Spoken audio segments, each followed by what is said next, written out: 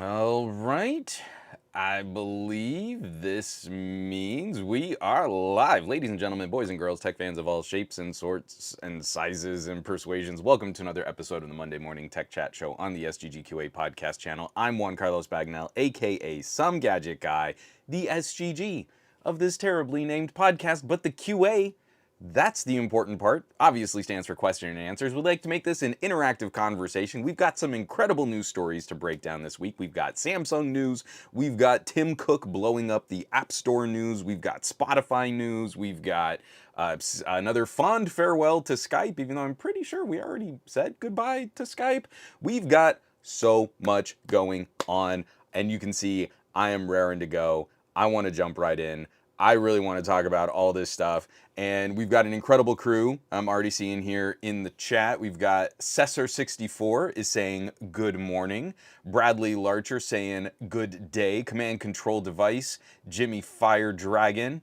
Alsa Bockley, hey everyone, how's it gadgeting? We've got Ron Guido, Pontus P.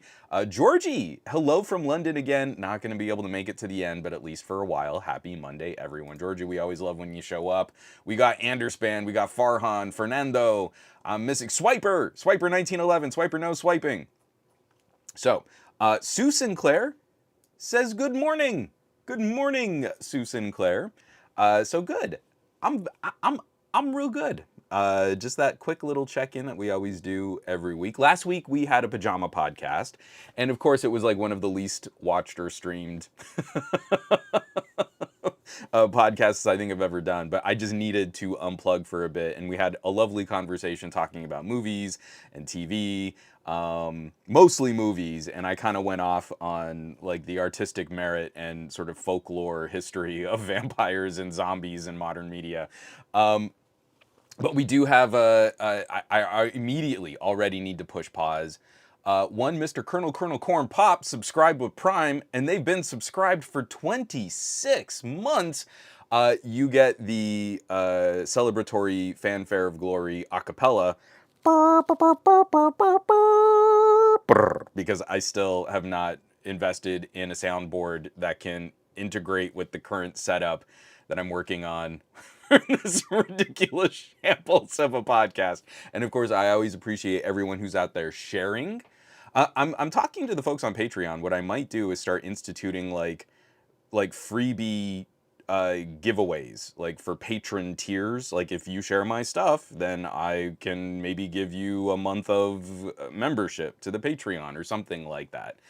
But it's just incredible, and it always warms the heart kicking off on a Monday morning and having folks turn up, just turn out. We're going to talk about some tech. It's why we like to hold our show on a Monday, is we get to chat out some of the news from the last week. We've had a little time to kind of percolate on how we feel about that news. Maybe something broke over the weekend or something's like really firing off to start us off. And we like to do better than just get outraged by headlines on social media. We really want to follow these stories as they evolve. Let me take a quick drink of coffee, and we can do the sort of like housekeeping and stuff that always takes far too long.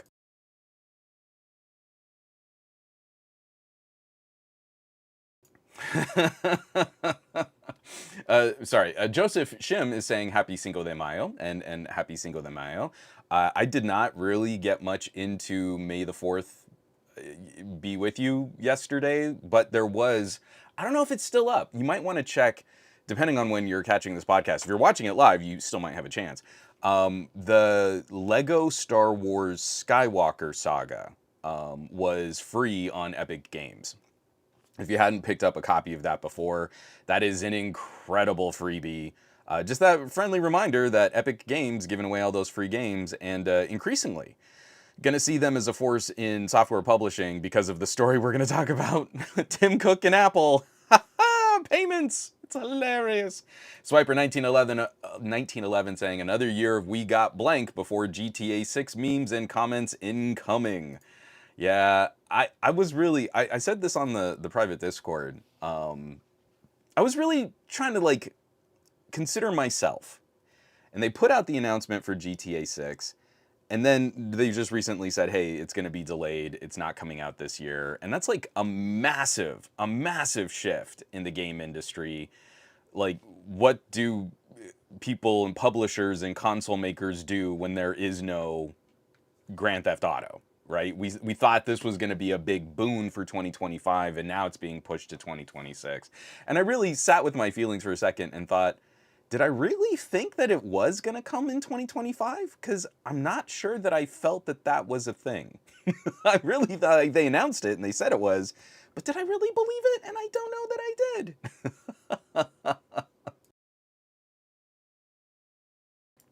Oh, Anderspan just replaced my LG V60 after 4 years with the Oppo Find N5 as my productivity phone. Has been an absolutely amazing run and will surely miss it, but the Oppo has so much to offer. And my secondary phone, I'm rocking the Xiaomi 15 Ultra and the Xiaomi Buds 5 Pro Wi-Fi with triple drivers, ceramic planar, and dynamic drivers. It is a sound monster. I think I'm just going to point out the hilarity. Replacing an LG V60 took an Oppo Find N5 and a Xiaomi 15 Ultra. I mean, as an old LG nerd, I feel like that is correct. It took both of those phones to replace, and like really, really fancy Wi-Fi triple driver earbuds to replace the majesty and the performance and the power of an LG V60.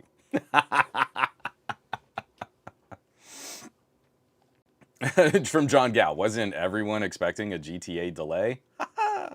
I'm pretty confident that that was in the cards. So I hope everybody had a lovely weekend. We had another softball packed weekend. Lexi, we wrapped up our spring season and they're doing tournament play now. And we really didn't, last season, we didn't think Lex was ready for that. It was only her very, very first season playing softball. But this year she seemed to show an interest in it. And she went out and she did assessments and she did great. And we're thinking, yeah, she's got a pretty good shot. Our league puts together an ABC team, you know, a gold team. That's their like tournament. We want to win all the games, and then a silver and a bronze team to kind of work on player development and get girls into tournament play. Like, yeah, she's got a really good shot at being on a silver.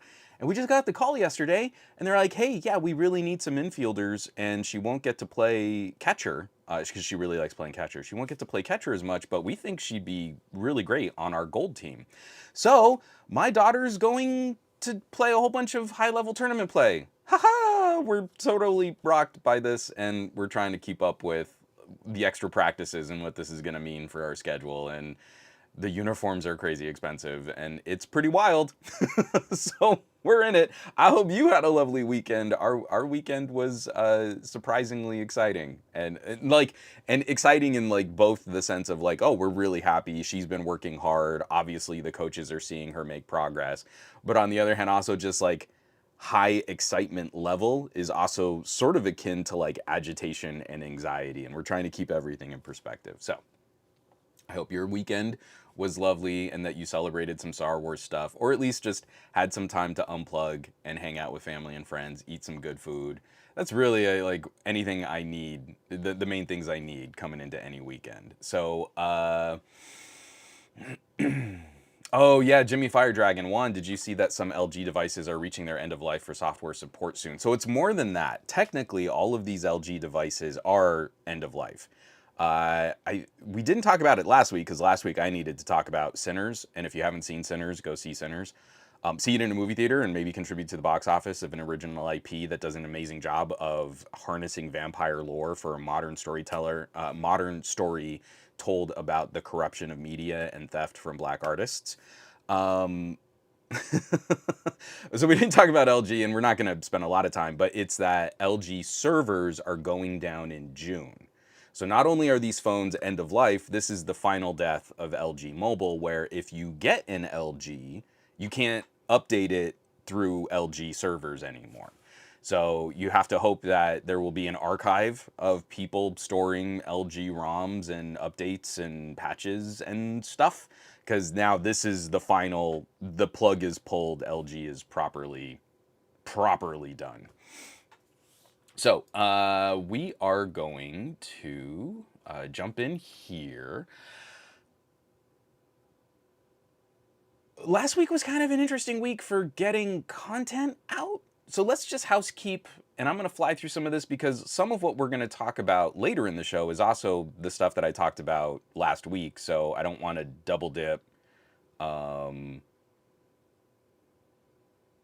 don't want to double dip on a bunch of stuff. Sorry. That's weird. Okay. So, jumping in here, uh, we got news on yet another sort of baby step on the Android 16 desktop mode. And I gotta tell you, as the guy who has spent years, I mean, literally, I've been covering transformable Android since the Asus tablets. That's the, I've been wanting to show how we can use a mobile device as like a proper computer. I'm really gilding this lily. I was the kid with a compact iPad that had like a little fold-out keyboard. And instead of carting around a laptop, I could use Pocket PC to get a ton of work done. And I've always been sort of entranced and excited by this idea. So it's kind of interesting to me. Like, we've been seeing all these little baby steps in Android. Oh, is it going to have a better desktop mode from Android 11 to like Android 13? Or maybe Android 14, it was properly broken, so you couldn't plug your phone in and get any kind of usable video output. And Mishal Rahman has been like covering these like, oh, deep buried in the code, if you flip these triggers, you can get this thing to work, and look at the work that's being done. And for like the last 2 or 3 years, we keep seeing these headlines. Google's totally working on a desktop mode. And they are, but like, does it really take 3 years to sort of sort this stuff out? So Mishal did another sneak peek. Android 16 Beta 4 has yet another improved desktop mode beta build. And I'm just so tired of trying to get worked up about that. I feel like this is a criminally underused feature. I think Samsung and Honor and Huawei and Motorola should be making a lot more noise about features that properly differentiate their phones from iPhones, but it's like we can't even get the techies interested or on board to try and work this stuff out. So I wrote kind of a gloomy editorial. I wish I were more excited about the desktop mode in Android 16 Beta 4, but I'm just so tired. Because it's really just an aspect of like marketing now. Nerds are gonna say, oh, but you can't do real computer stuff on a phone. And then Google will put out an ad campaign featuring this on like Android 17 or Android 18. And then all those nerds will be like, yeah, see, it's like super great. It's always been a thing that's like really important. So, yeah, I mean, Georgie, spot on, man. Android desktop mode, don't make me laugh. That turns into a joke with every Android release. And you're like, I'm really stoked that Mishal is keeping us abreast of like the developer code buried deep that no one has access to unless you're really like ADB commanding stuff and like, you know, unlocking bootloaders and all the things that are just kind of exhausting to me that we should just have access to. Like, excuse me, hold on. I'm gonna take a quick drink of coffee here because I'm kind of locking up here. Just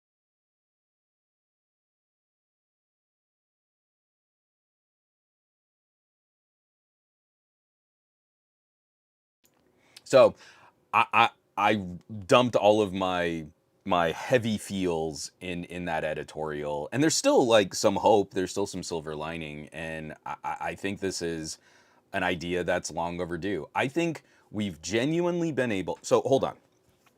I am gonna move on. I promise.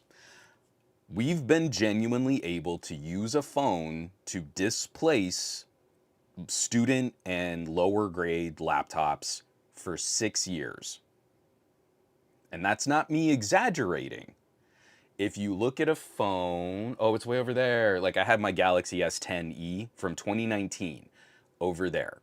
And if you look at the chip in that phone, the Snapdragon 855, it is exceedingly similar to the chips that we use in lower and middle price Chromebooks last year. if you had a Galaxy S10 or an LG G8 or what is that, an LG V50, you already had a phone that was as powerful as Chromebooks that are still being sold today. Like, we're talking the same kinds of CPU core configurations. We're talking the same Geekbench scores. Actually, the phones might even have slightly more powerful GPUs, depending on which phone, which model, and how that all played out. So what are we doing? Why are we pretending that computers in different sizes mean that they are for different things? If we're just talking about performance and power and silicon, then we've already had it. And I'm tired of trying to explain that to people. I take that back.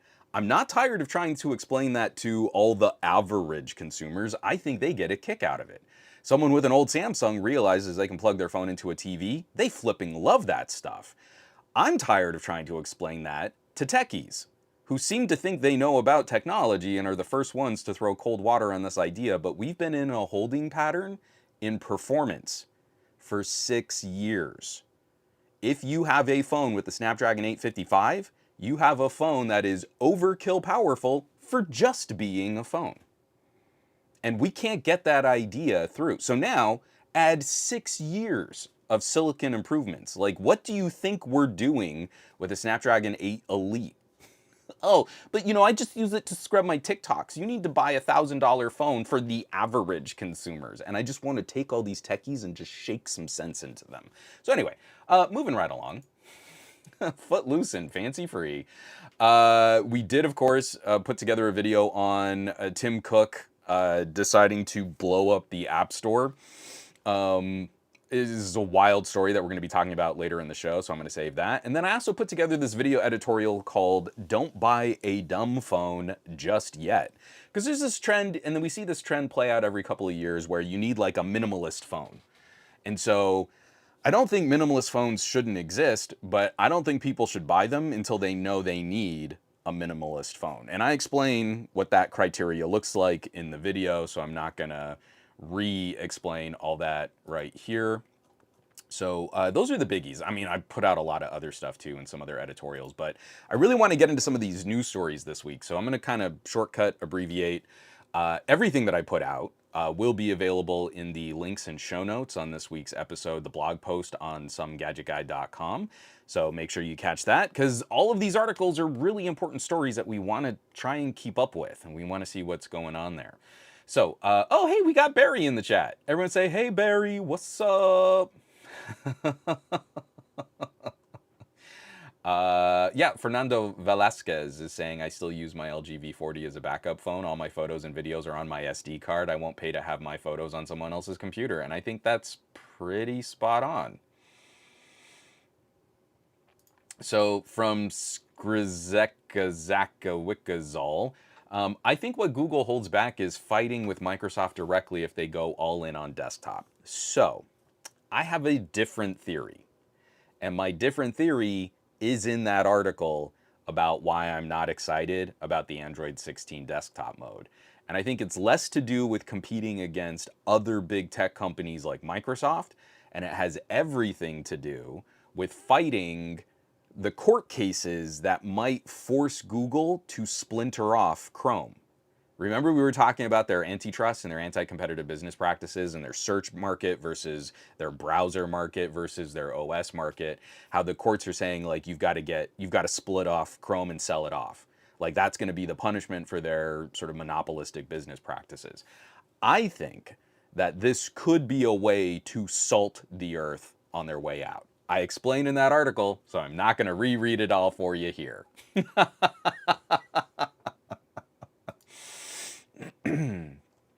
All right, let me get this out of the way here. So everything's going to be available in the show notes. We're going to jump in with one of the legal cases. If there's a techie political story that we need to cover, we always start with that so we can get that out of the way. This coming by way of Ars Technica, written up by the phenomenal Ashley Bellinger. Judge on Meta's AI training, quote, I just don't understand how that can be fair use, end quote. When I'm reading the headlines, I really have to stop trying to do like a bad Nick Offerman.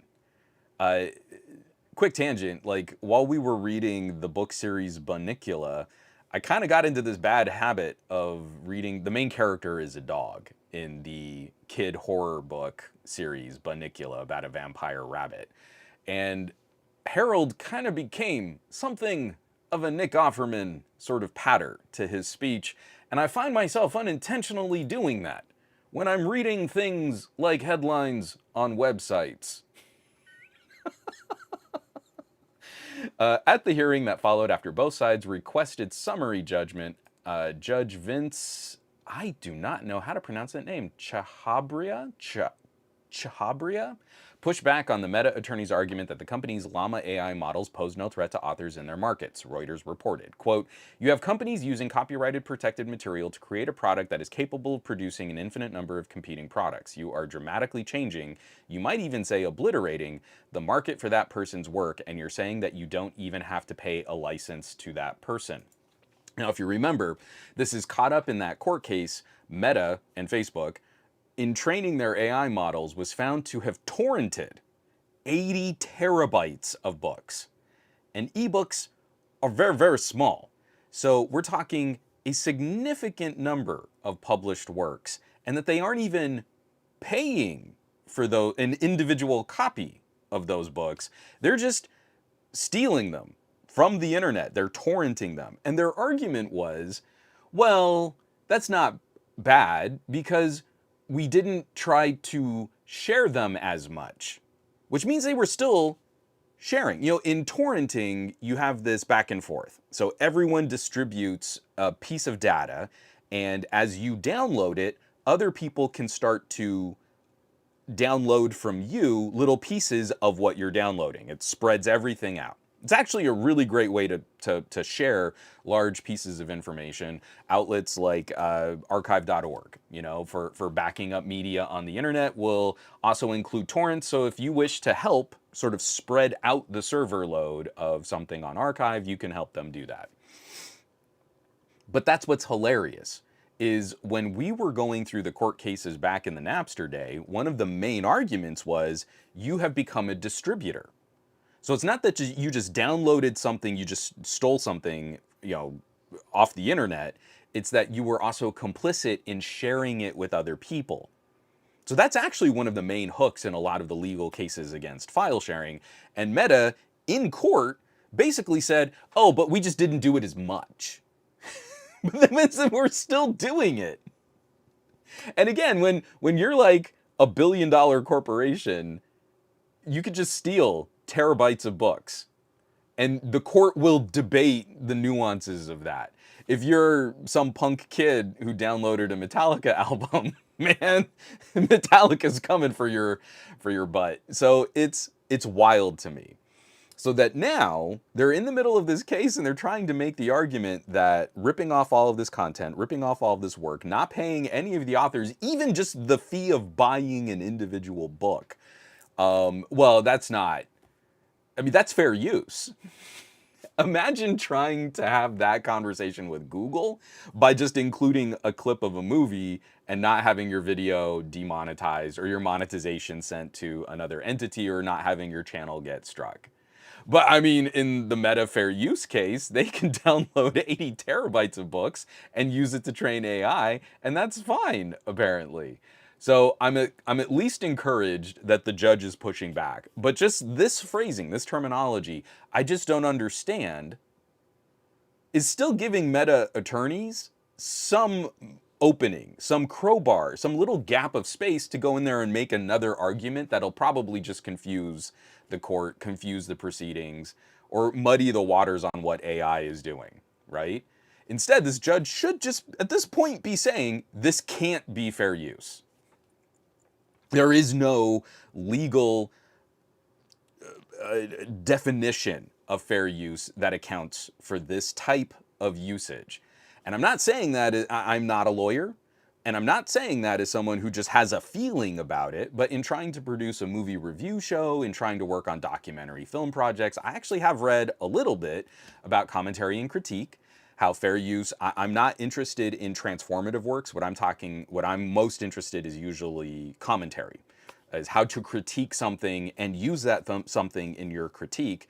And I feel there should be very strictly applied rules to that. That YouTube is often negligent in performing their due diligence there. YouTube, as the distribution platform, has made their case so that they aren't sued for copyright infringement, but it's at the expense of all the people who are actually creating good faith works that use copyrighted materials. That's not what Facebook is doing. Facebook is just ripping people off. Google is just ripping people off. You go to search for something and you see a little AI search at the top, and they're stealing from humans. That's the only word to use. There is no fair use. There is no properly cited. There's a little link at the bottom. You could go to the site if they are stealing. And they are doing it in a fashion where they know they can leverage their outsized control over search and advertising to force this kind of AI model on users while they're in the midst of litigation about how they are engaged in anti-competitive and monopolistic business practices. So if we can just get a few market corrections, obviously Facebook and Meta, they aren't going to like disappear tomorrow, but the entire mission of what Facebook used to represent has basically been thrown away. They're all in on AI. They're, basically trafficking all of your user data. Every time you are on a Facebook property or on a Facebook site, you're contributing to the success of that platform. I can't in good faith recommend people do business with them, even though I desperately want a Quest headset. I'm just not going to give them any money. I have to deny myself that because I hate how Meta does business. And that needs to matter, especially in an era where everything's going to get more expensive because of tariffs and bad political policy that was further enriched because of Facebook's platforms and their desire to get out of things like, fact checking. So, real bad. This is a wild case to keep up with. And what happens with Facebook here is going to start the process of setting the legal precedents on what happens with AI. If Facebook can't weasel their way out of this problem, then that is a big issue for future court cases involving Google and Microsoft and OpenAI, ChatGPT. This is going to be an arms race. Every company is trying to corner the market on some stupid LLM that delivers lies like 40% of the time. For some reason, they still are trying to posture like this is the future of computing. And there is no viable business model here. Every week we point out yet again how this server-side massive data center environment killing system, there is no sustainable business model. It only exists because it rips off human work and it helps NVIDIA sell more GPUs and processing units. So that looks interesting to investors, but it's not a real business. Not when you're talking about trying to fire up nuclear power plants to fuel AI. It is an evolutionary dead end in the future of computing. We're going to look back on this style of large language models in 20 years. And if we still have an environment and like human life can still be sustained on this planet, we're going to look back on that and go, hey, yeah, that was a real bad idea. But of course, I am not qualified to offer any kind of investment advice.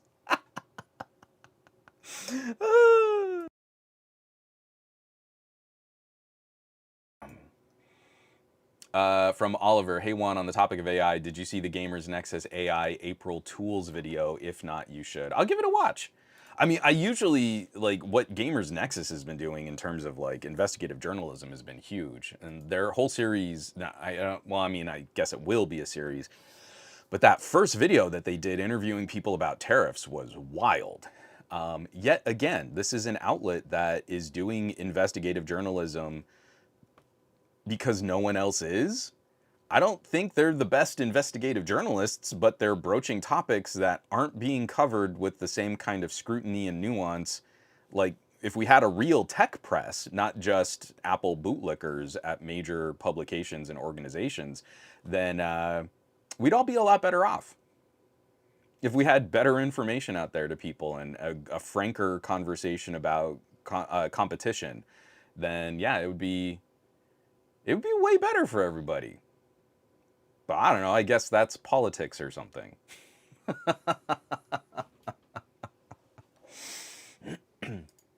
Oh, and Kuro. Hello, Juan. Love all your vids. There's a fresh breath of air in all these pointless reviews I keep seeing of phones. Well, I appreciate you saying that's a really nice thing to say to someone like me, who I know I'm not at the bleeding edge of popularity.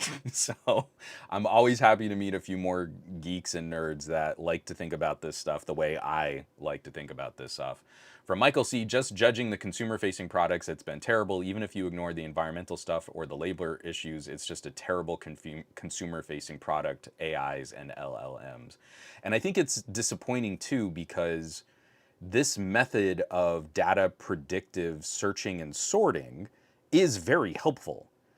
It is very beneficial in a lot of like scientific research. You can find patterns in information that a human might have missed.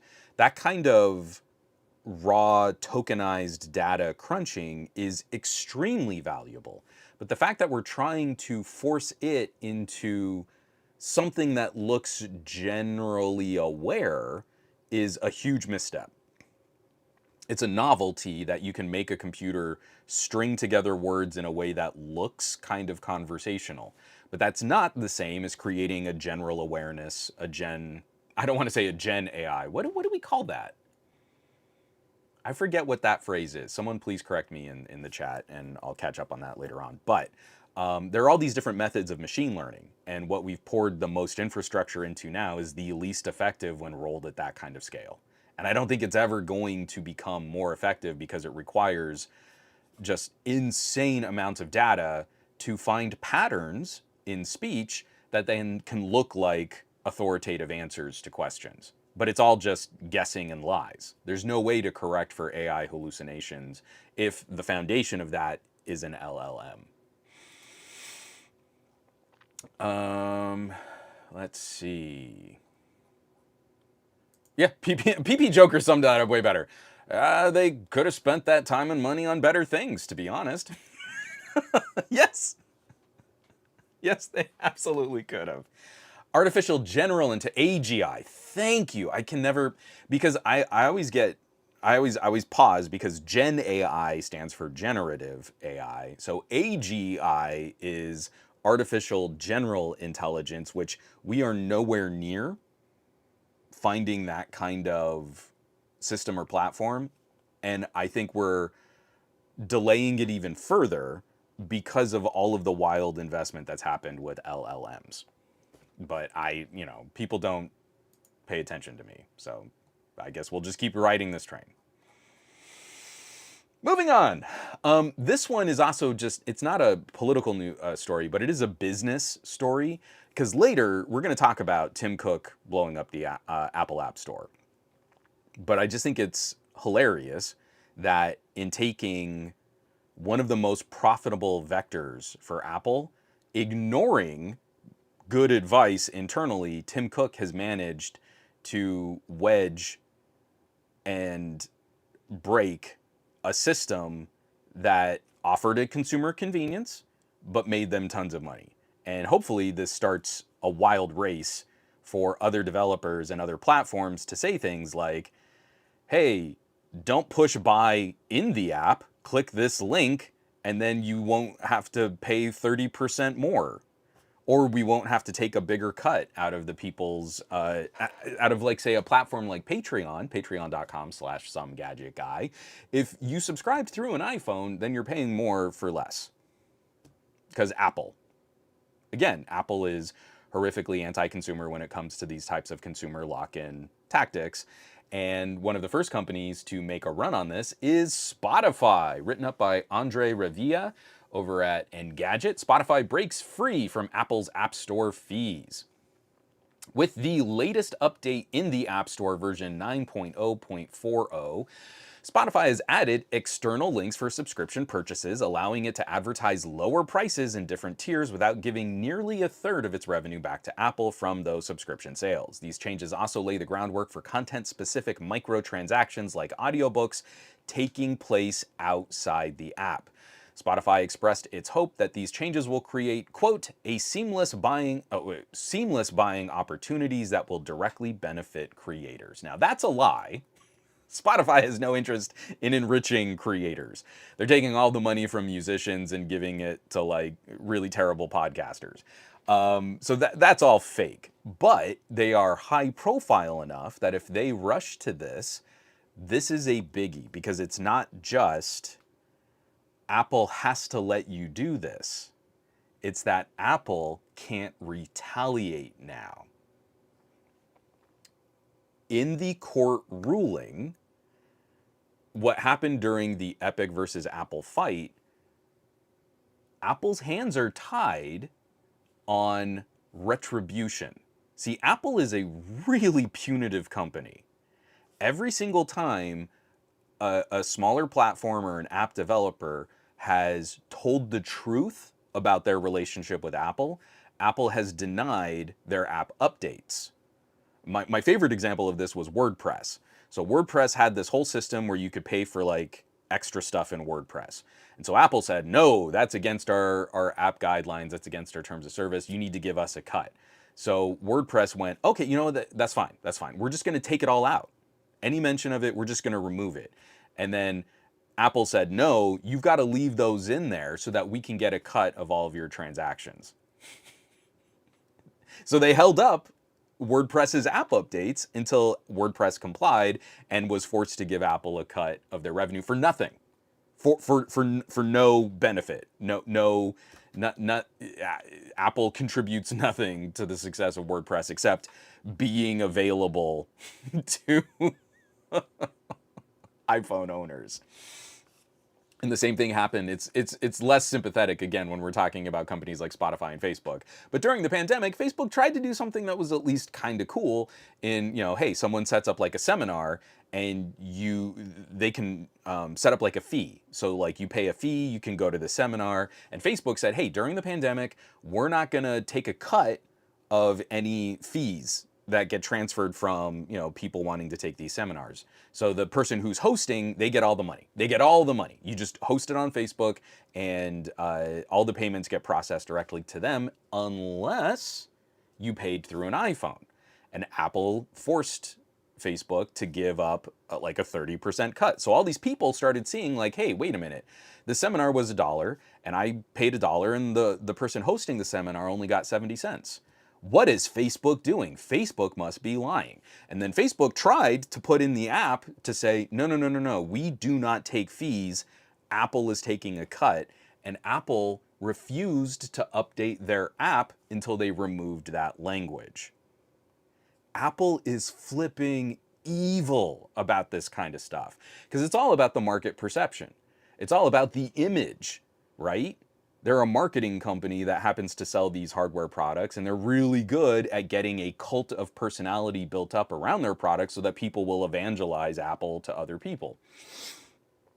But if you disclose how that relationship really works, Apple gets real protective and punitive and retaliatory. I don't know that that's the right word. And they go and attack their own developers. But what are you going to do? Are you just not going to do business with Apple? We don't think so. Blue bubble, blue bubble. So this is huge because now a massive music platform like Spotify can just spill the tea.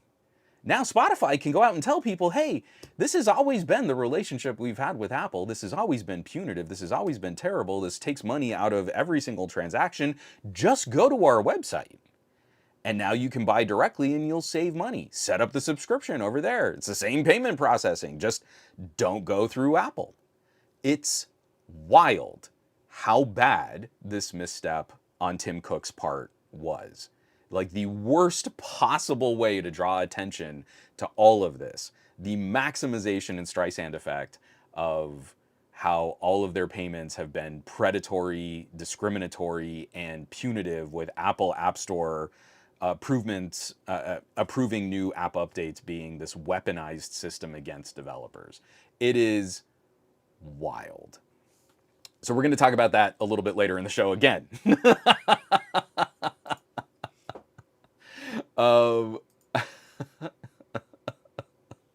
me take a quick drink of coffee. Yeah, Skrizeka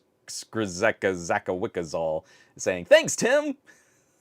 That's so good. Or, yeah, and Paul the Tea guy. I hate the I'm the cool CEO vibe that companies seem to put out these days. And it's all, I mean, like, you know what? Let's go ahead and shift. I have other stories, and we're going to circle back, and then we'll still be on track for a gadget block. But we're going to shift. I put together this video, which I'm not going to just sort of repeat all the stuff from this video. I'm putting my own video in the show notes for an actual article post. Court finds Apple executive lied in Epic case, can no longer take 27% cut of off-app purchases. So during the Epic versus Apple lawsuit, Epic lost pretty hard on 9 of the 10 counts that these two companies were fighting over, but one of the counts, the court did find that Apple was engaged in anti-consumer business practices, and their solution was Apple has to let developers put in links for their own payments. There has to be an option for someone to pay for an app or a service or a platform that is free of Apple's payment systems. I grew so much respect for Phil Schiller. Phil Schiller at Apple said we should just comply with the court ruling. We should just do what the court is telling us to do and not make any noise about it. Let's not rock the boat, because if people don't pay attention to this, they're still going to go through the payments and the subscriptions and everything the way that their phones normally work. It just works. We have this trained user base, this trained collection of iPhone owners who don't question anything we do. And the more noise we make about this one point in the Epic lawsuit, the worse this is going to be for everybody. I'm putting a lot of words in Phil Schiller's mouth, but I think you'll see where I'm going with this. So Phil said, we should just comply, just let it be a thing that developers can put into their own apps, and then it'll just go by quietly. Tim Cook listened to a bunch of the marketing and sales team people and was convinced by them that instead of just complying with the court, what if we complied with the court and we gave people the ability, or we gave developers the ability to put this in their apps, but every time someone clicks on a link in an app, that Apple should get notified, and then Apple can still request an up to 27% cut of every transaction that happens off app, not through Apple services. So if you want to keep hosting your app in the App Store, you still owe us almost as much. Because like the peak on the Apple App Store is 30%. We'll cut them a deal. We'll take 10% off the 30%. So yeah, look, isn't this great? So we'll only take a 27% cut of your app and payments and stuff. So this meeting goes down, and an Apple executive at this meeting knows this looks real super bad. It's apparent this is another example of how Apple will maliciously comply with like the exacting letter in the worst possible legal interpretation of a court or a regulator ruling against their business practices. Apple has done this a bunch of times. For me, like one of the first times I noticed was during the micro USB days. The EU was trying to say, what if we could standardize like phone connectors? Micro USB was a terrible standard, but for some reason, Apple was allowed to not do micro USB because they could also sell a micro USB adapter. So I guess that's kind of the same thing, which just led to more e-waste. Apple does this a lot in a lot of these legal situations, these legal proceedings. So in following up on this story, the Apple executive, Roman, doesn't disclose to the judge that this meeting and this communication took place between Schiller, marketing, Tim Cook, and the rest of the Apple App Store team, which is a lie. It's a lie of omission. It withheld important information from the court as to how the proceedings were being affected and how Apple was not really complying with the court's orders. And that caused this immediate reaction from Judge Rogers. I love the quote, "Tim Cook chose poorly." It is the perfect example of Tim Cook's leadership over Apple, and what Tim Cook is really good at is operations. He's the guy that rolls into China and gets preferred manufacturing deals. He's the guy that can strong-arm TSMC and invest in TSMC technologies so that Apple gets first cut of any new fabrication process. He's that guy. But he's not a visionary. He's not a product guy. He's an operations guy. And he is he's singularly the reason why Apple is as financially successful as they are today, but why Apple is now feeling like the soulless corporate husk of a think different kind of brand. So we tend to not get this kind of clarity on internal operations. We get little bits of it, like during the original Epic case, we heard about messaging platforms. And Apple's control over iMessage was purposely built to be a pain point for any family that wanted to give their kid a less expensive smartphone. It had to hurt. They've designed their products and services to be painful to consumers. Their most loyal customers are the people who get hurt first by Apple's policies. So we finally get to all of this, and this is a huge opportunity. Epic is already talking about, hey, we're going to do this. We're going to bring Fortnite back to the iPhone. I don't care about that. But I do think it is interesting to see that the second headline for a lot of the Epic news stories over the last week was how Epic is going to radically change out their payment structure. So if you publish an app or a game through Epic, the first $1 million is not going to have any fees associated with it. So up to $1 million, Epic will not take a cut out of any app you publish there. So this is a stab at both Google Play, the Apple App Store, and it's also a sideways play against Steam. So I'll be really interested to see, will developers start putting more of their at least more of their games up on the Epic App Store. And if you haven't been paying attention, like we started this off, I was saying, hey, Lego Star Wars, the Skywalker Saga was available for free on Epic. They've started now doing a free Android game every week in addition to a free PC game every week. And there have been some pretty good bangers. Like, let me see. The Epic Game Store app is really not great. Let's see, I had Doodle Kingdom Medieval. That one was okay. Which are the other ones? Star Wars Knights of the Old Republic, Churchill, Loop Hero was an amazing one. Bridge Constructor, The Walking Dead, Super Meat Boy Forever, Evo Land 2, KOTOR 2, Star Wars Knights of the Old Republic 2, the Out There Omega Edition. There have been some bangers. Balloons. I think Balloons was the first one, and I missed that one, but I own Balloons on like 5 other different platforms. So, Tim Cook has cost Apple billions of dollars and has blown this wide open and made it as public as possible.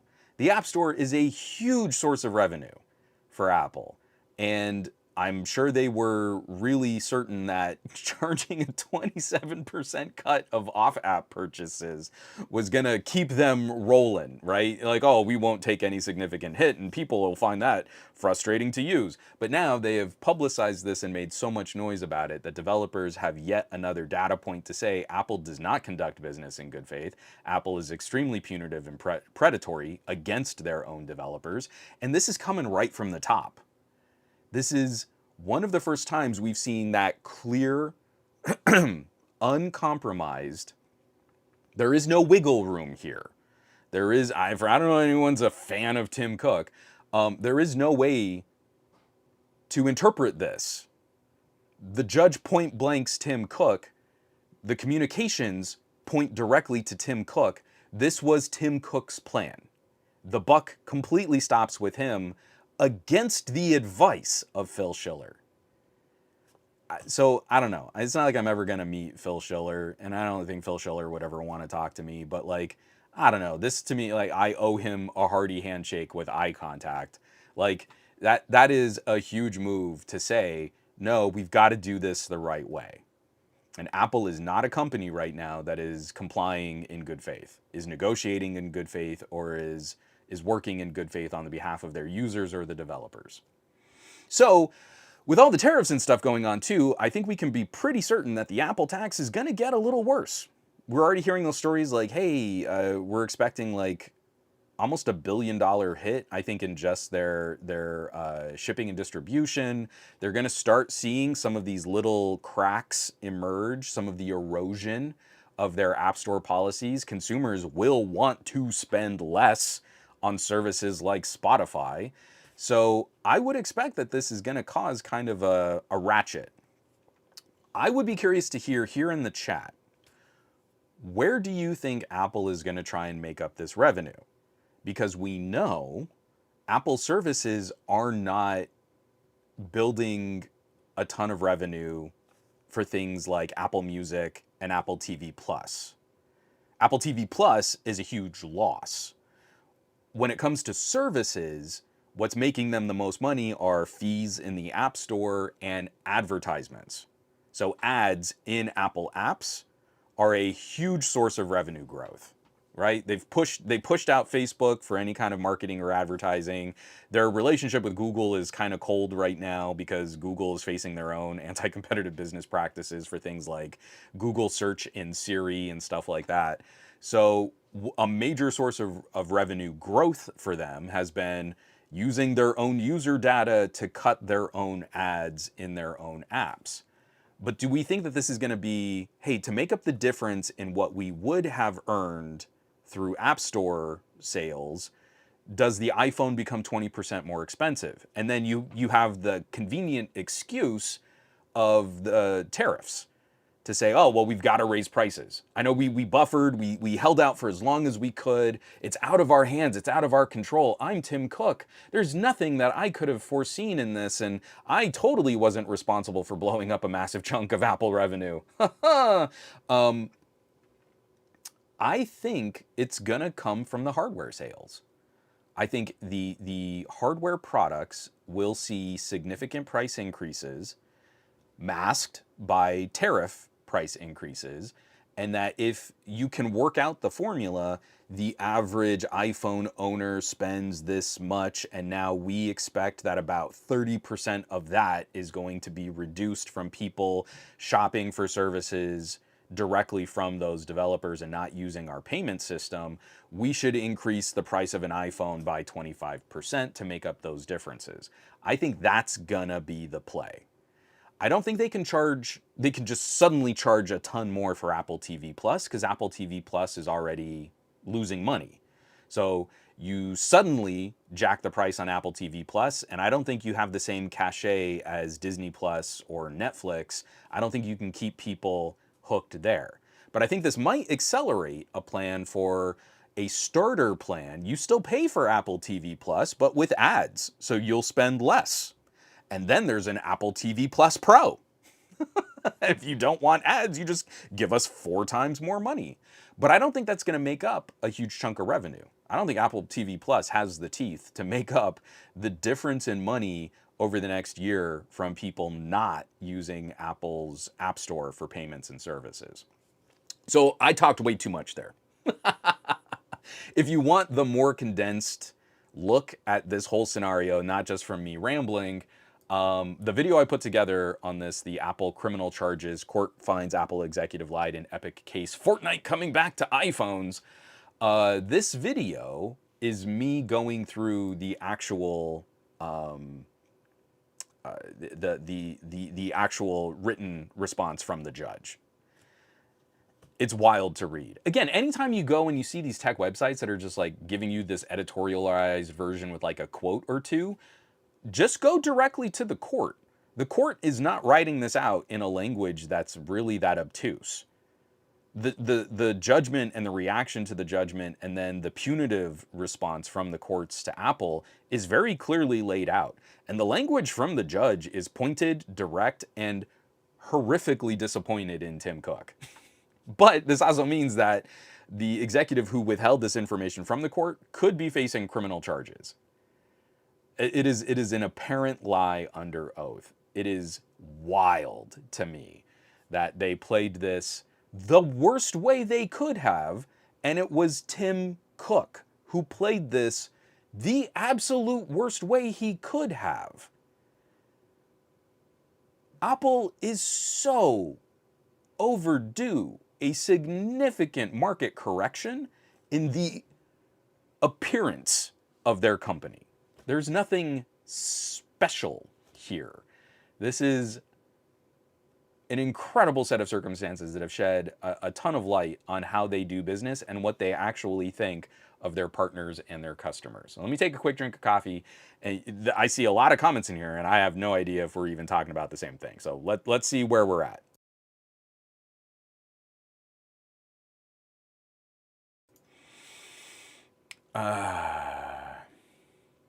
From Jonathan Spiva, I think it's crazy that the developers have to host their own servers as well when Apple takes a 30% cut. I've been pointing that one out for a while. Apple and Google don't do a whole lot to warrant their 30% cut. Again, for a lot of these products and services, you're still on the hook for actually managing the product or service. For games, that can be a little different. Like Google Play games, there's a lot of things that you can kind of build into your game. Google and Apple offer a lot of APIs that you can use just to kind of make things easier. But there's no way to choose not to. You're still on the hook. So they've convinced these game developers like, well, I mean, if you're going to have to pay us a 30% anyway, maybe you should use those Google APIs so that you can easily port game saves and stuff. And you're like, okay, I don't know if it's chicken or the egg. Like, was it the appropriate value, and did developers really like it, or are they using it because they might as well? I don't know that there's a good answer. You'd have to ask like developer by developer. And Farhan responding to Jonathan, no surprise how Apple can be a $1 trillion company. Because I don't even think they invest in a lot of their own infrastructure. Like a lot of Apple cloud services are like Amazon and Microsoft, I think. From ER1980, I wonder who's getting fired at Apple down the road. There will have to be a fall guy. I don't know. I think if Apple shareholders really examined how this situation went down, there's really no passing the buck here. I really think Tim Cook needs that visible public correction on his on the way they've made him look like cool groovy Tim Cook. Even in that video, I'm showing other clips where under oath, he's kind of crossed lines that I would say were not true. It depends on the interpretation of the question, but his answers indicate that he is not being completely forthright with a House hearing, that he's under oath. He technically has perjured himself in front of House committees. But again, it's all that it's open enough, and we'll cut the CEO of a $1 trillion corporation a break. But if someone like me had said something almost exactly the same way about a much smaller business, well, that's akin to perjury. But Tim Cook needs that kind of market correction in the perception of his personal brand. Let's see, Farhan and Jonathan still kind of talking back and forth. JGJ, should Tim Cook resign or step down? Who would be a better CEO in the vein of Jobs? And I'm not sure who is the vision guy or the vision gal at Apple right now. And I don't mean vision as in mixed reality headsets. I mean, who has the soul or who has the passion for the consumer experience? It would be nice if that market correction at Apple returned a sense of curiosity, of exploration, I'm not the biggest Steve Jobs fan in that I think he was kind of a narcissist megalomaniac. I think he had unrealistic expectations. He was a big ideas guy, and I have so little respect for big ideas guys because he just says something big idea, and then a whole bunch of engineers have to try and make that work. And I think we should be celebrating the work of the engineers, not the vision. I can come up with radical, crazy, magical science fiction visions of the future. I just don't have an army of engineers whose jobs and livelihoods depend on making me happy. And so they don't go scurry off and make the things that I think would be cool that would actually help consumers a lot better than what Apple's currently making. So I don't know who's in the lineup. I really don't think it can be someone like a Craig Federighi. I think he is too much the public face comms, well-coiffed hair. I don't think he's got the vision to move Apple forward. I think Apple is stuck in a holding pattern right now because no one has stepped up to kind of fill that role that Johnny Ive left.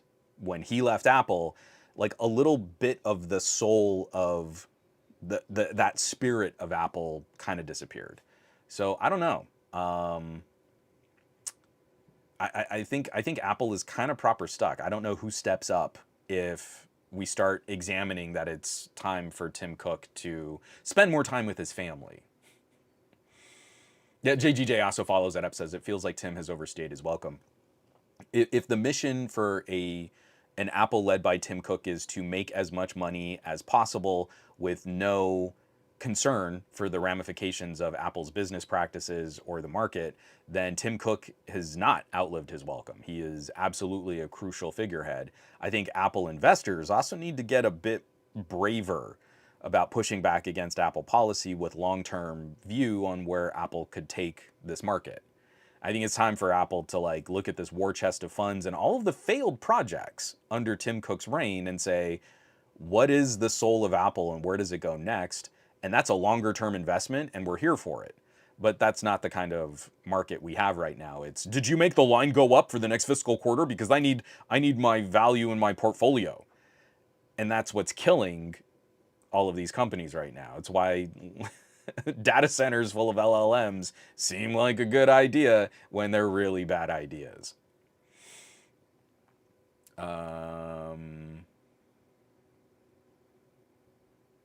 JGJ also saying, I'm mixed about Epic Games because Tim Sweeney badmouthed Linux gaming, yet Steam Deck is popular because of Steam.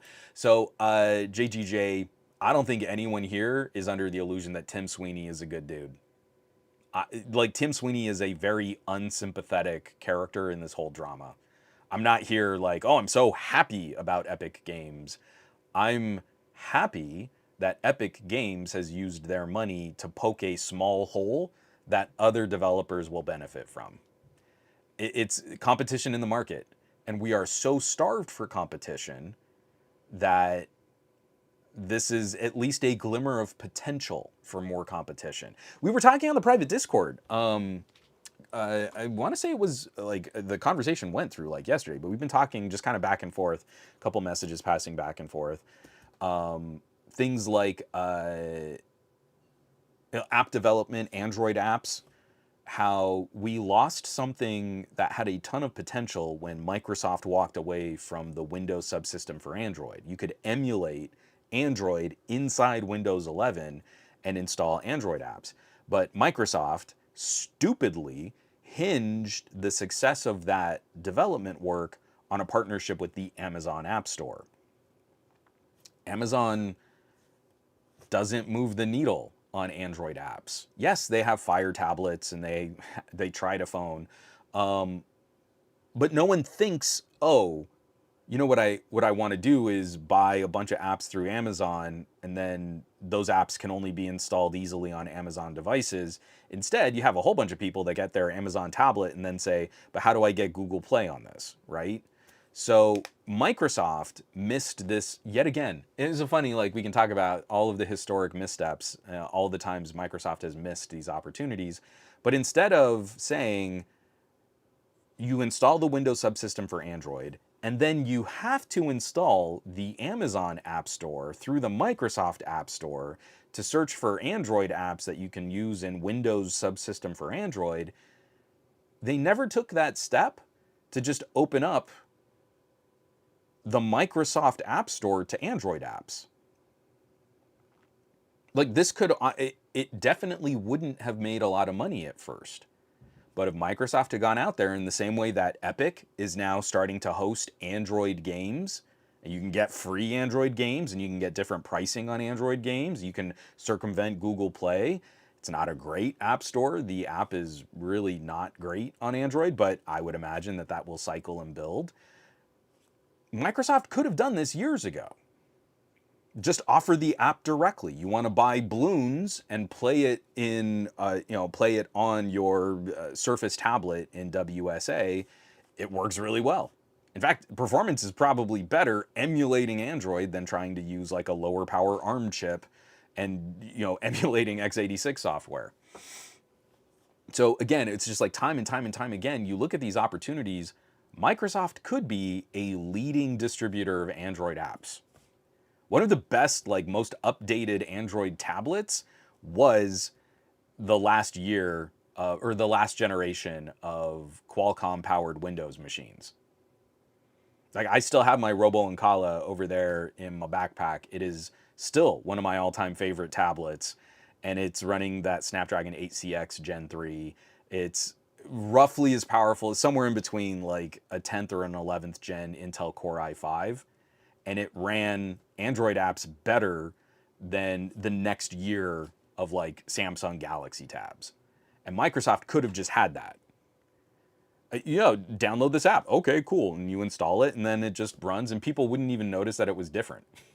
It's just an Android app running in Windows. It worked real well. Let's see. Oh, yep, Nick Gay, same. I'm with you here too, buddy. Everything about this is why I'm angry with Google. Google should have always been trying to be anti-Apple, but instead they dress like and act like the fruit company. And it's the same note that I've been giving to Samsung for years, and I think we need to really start hammering this at Google too. If you're an Android user, like I am, you're not using these devices because you want them to be more like Apple. You're using them because they are different than Apple. That to me is a major perk, is a major benefit of the products that I choose to spend my own money on to use for my own daily life. Like that is important to me. And Google has this opportunity to like also kind of diversify, maybe attract app developers, work towards bringing some of this awareness to different, we have real competition here in Android. You don't even need to use the Google Play Store. Look at how well that has actually worked out for things like the Steam Deck. I got a Steam Deck and I was super excited about, hey, I could also try to install my games from GOG or from the Epic Game Store or just directly like through the Linux desktop mode. But really, it's kind of encouraged me just to do a lot more business with Steam. Totally get it. I totally know what the play was and it completely worked on me, but I'm also really happy with how that's gone down. Because also I'm the nerd, I don't really buy a lot of stuff through Steam. A lot of the stuff I buy is through like Fanatical and Humble Bundle and other sales so that I can get really, really, really, really cheap PC games. But there was that idea like Steam isn't blocking me from doing any of this. If I want to install Windows on my Steam Deck, I can do it. I won't because it doesn't run well on a Steam Deck, but I could if I wanted to. And Google had the chance to be more like that. They could have been really kind of celebrating that openness, which would have drawn more nerds like me to this platform and talked to other people about why this kind of stuff is important, and it really would have just entrenched Google Play. They really would have just been more people thinking about the potential for other stuff, but just keeping the same kind of business practice. The more they try to ratchet this down, the more they look like a scummy, skeezy company. They too are guilty of the same kinds of anti-consumer business practices as Apple. They're just not as good at it. They have too much incriminating evidence in communiques. That was another story we talked about months back. It was like, oh, actually Apple was guilty of doing all the same things that Google was tagged for, but they just didn't have as much incriminating messaging about all of their nefarious plans. Google just talked too much about it.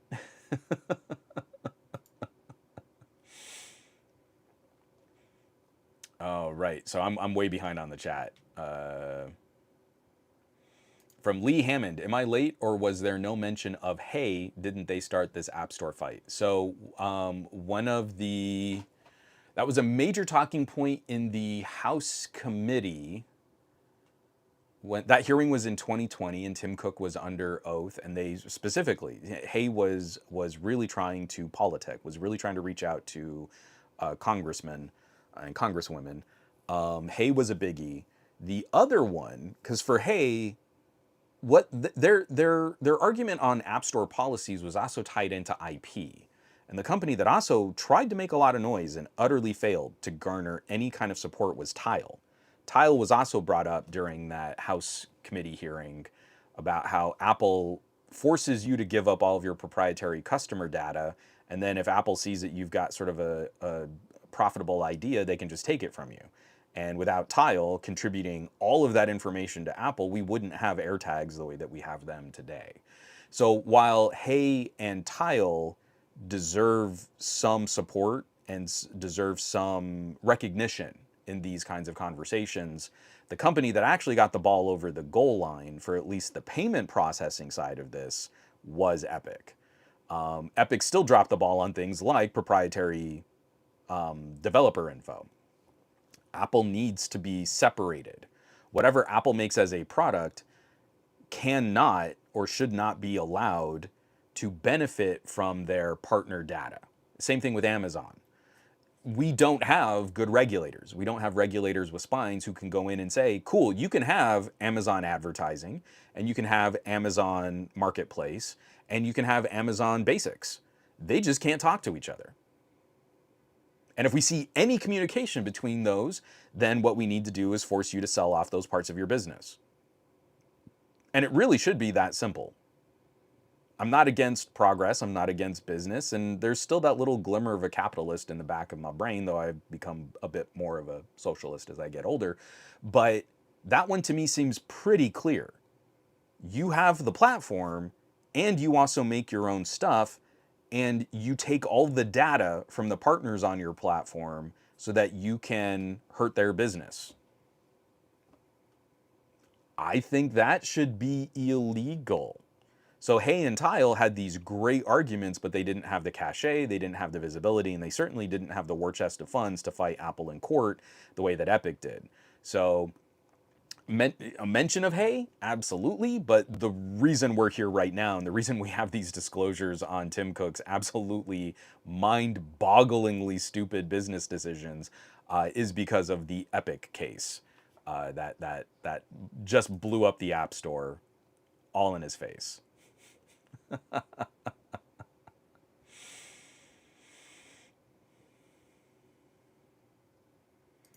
Oh, from Jonathan Spiva. By the way, Tim Cook applied for a waiver, but we don't know publicly from what I've seen if Apple got it. If they did, they are going to screw consumers to make money. I would totally envision Apple is still going to raise prices, even if they aren't being directly affected by the tariffs, and they'll explain all the reasons why the tariffs are still affecting them. But really, I think it'll be a way to make up revenue if they start losing any significant revenue through the App Store. From Schlungy. 30 seconds in and I already agree with Juan. Hello. Hey, Schlungy. I'm a very agreeable person. I think I've gotten a bad rap for being the cranky old man who's always yelling at kids to get off his lawn. Oh, we got Scoop in the chat. Scoop saying good morning to everybody. JGJ, it made me wince when you said you could install Windows on a Steam Deck. I mean, you can. But what I love is, like, you can. Like, Valve isn't doing anything to stop you doing anything you want on the Steam Deck. And I think that's really cool. And I wish more products were also like that. So it's pretty funny. I think I just did that whole thing with just my my video link, just kind of static there. It was pretty funny. I mean, I was in it deep, y'all. I was really talking about this stuff. I forgot to click off and get back to my camera. So it was pretty funny.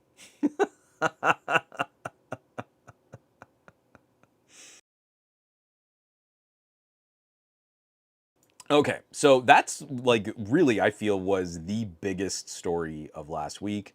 And now, for anyone out there, family and friends, like point them to these kinds of differences. If you know someone who's using Spotify and they have an iPhone, make them update the app and show them, hey, you can save a little money.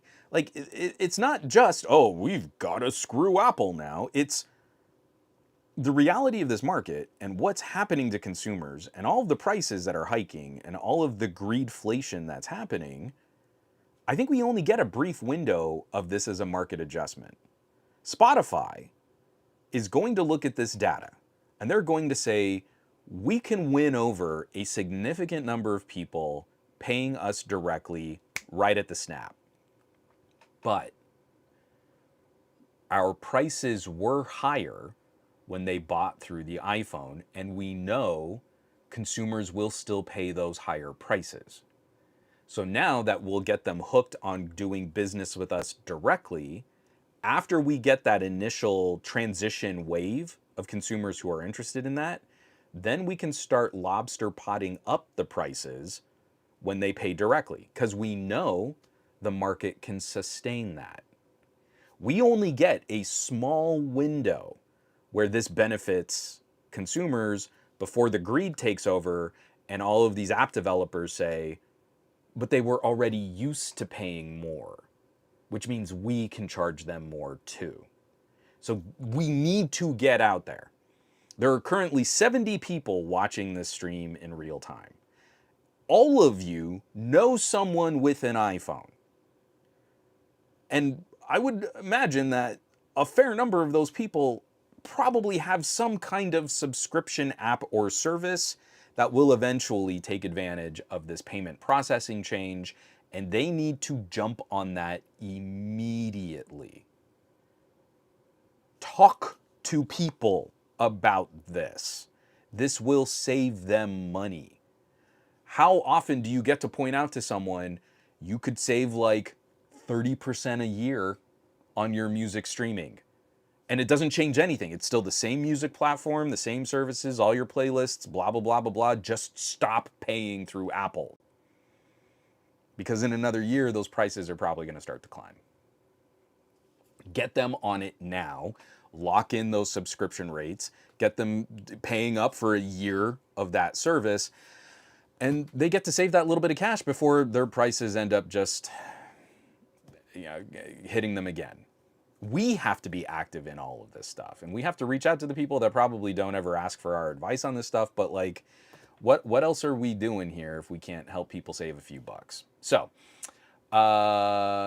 moving on. I didn't want to spend a lot of time on this, and I really want. There's been a lot of conversation about things like union strikes, like the video game SAG-AFTRA. The video game side of that is striking against a bunch of major publishers. That's been playing out kind of to ill effect, and I'm very disappointed in how those negotiations have broken down. But the other side of this, the writing side of this, platforms and websites that produce content have been under brutal attack. I made the quip at the beginning of this, but it's completely true. Google search is stealing from human labor for these websites and these articles and these editorials and these reviews, and it's getting harder and harder and harder to monetize a newsroom. You want to make a really high quality publication talking about video games, that is very expensive to do well, and then Google will just rip off all of your work. So what incentive do you have to keep up with that? And unfortunately, last week we got the news that Vox Media is selling Polygon off to Valnet. And Valnet has a pretty terrible reputation in the online space for kind of turning every website that they own into some kind of affiliate linking monster with like sweatshop labor conditions. And it's pretty frustrating. But the link that I'm going to share in the show notes, the link that I'm going to point people towards, is an article from Deadline written up by Katie Campione. I don't know how to pronounce that name. But Katie, the TV reporter at Deadline, wrote man, words are hard today.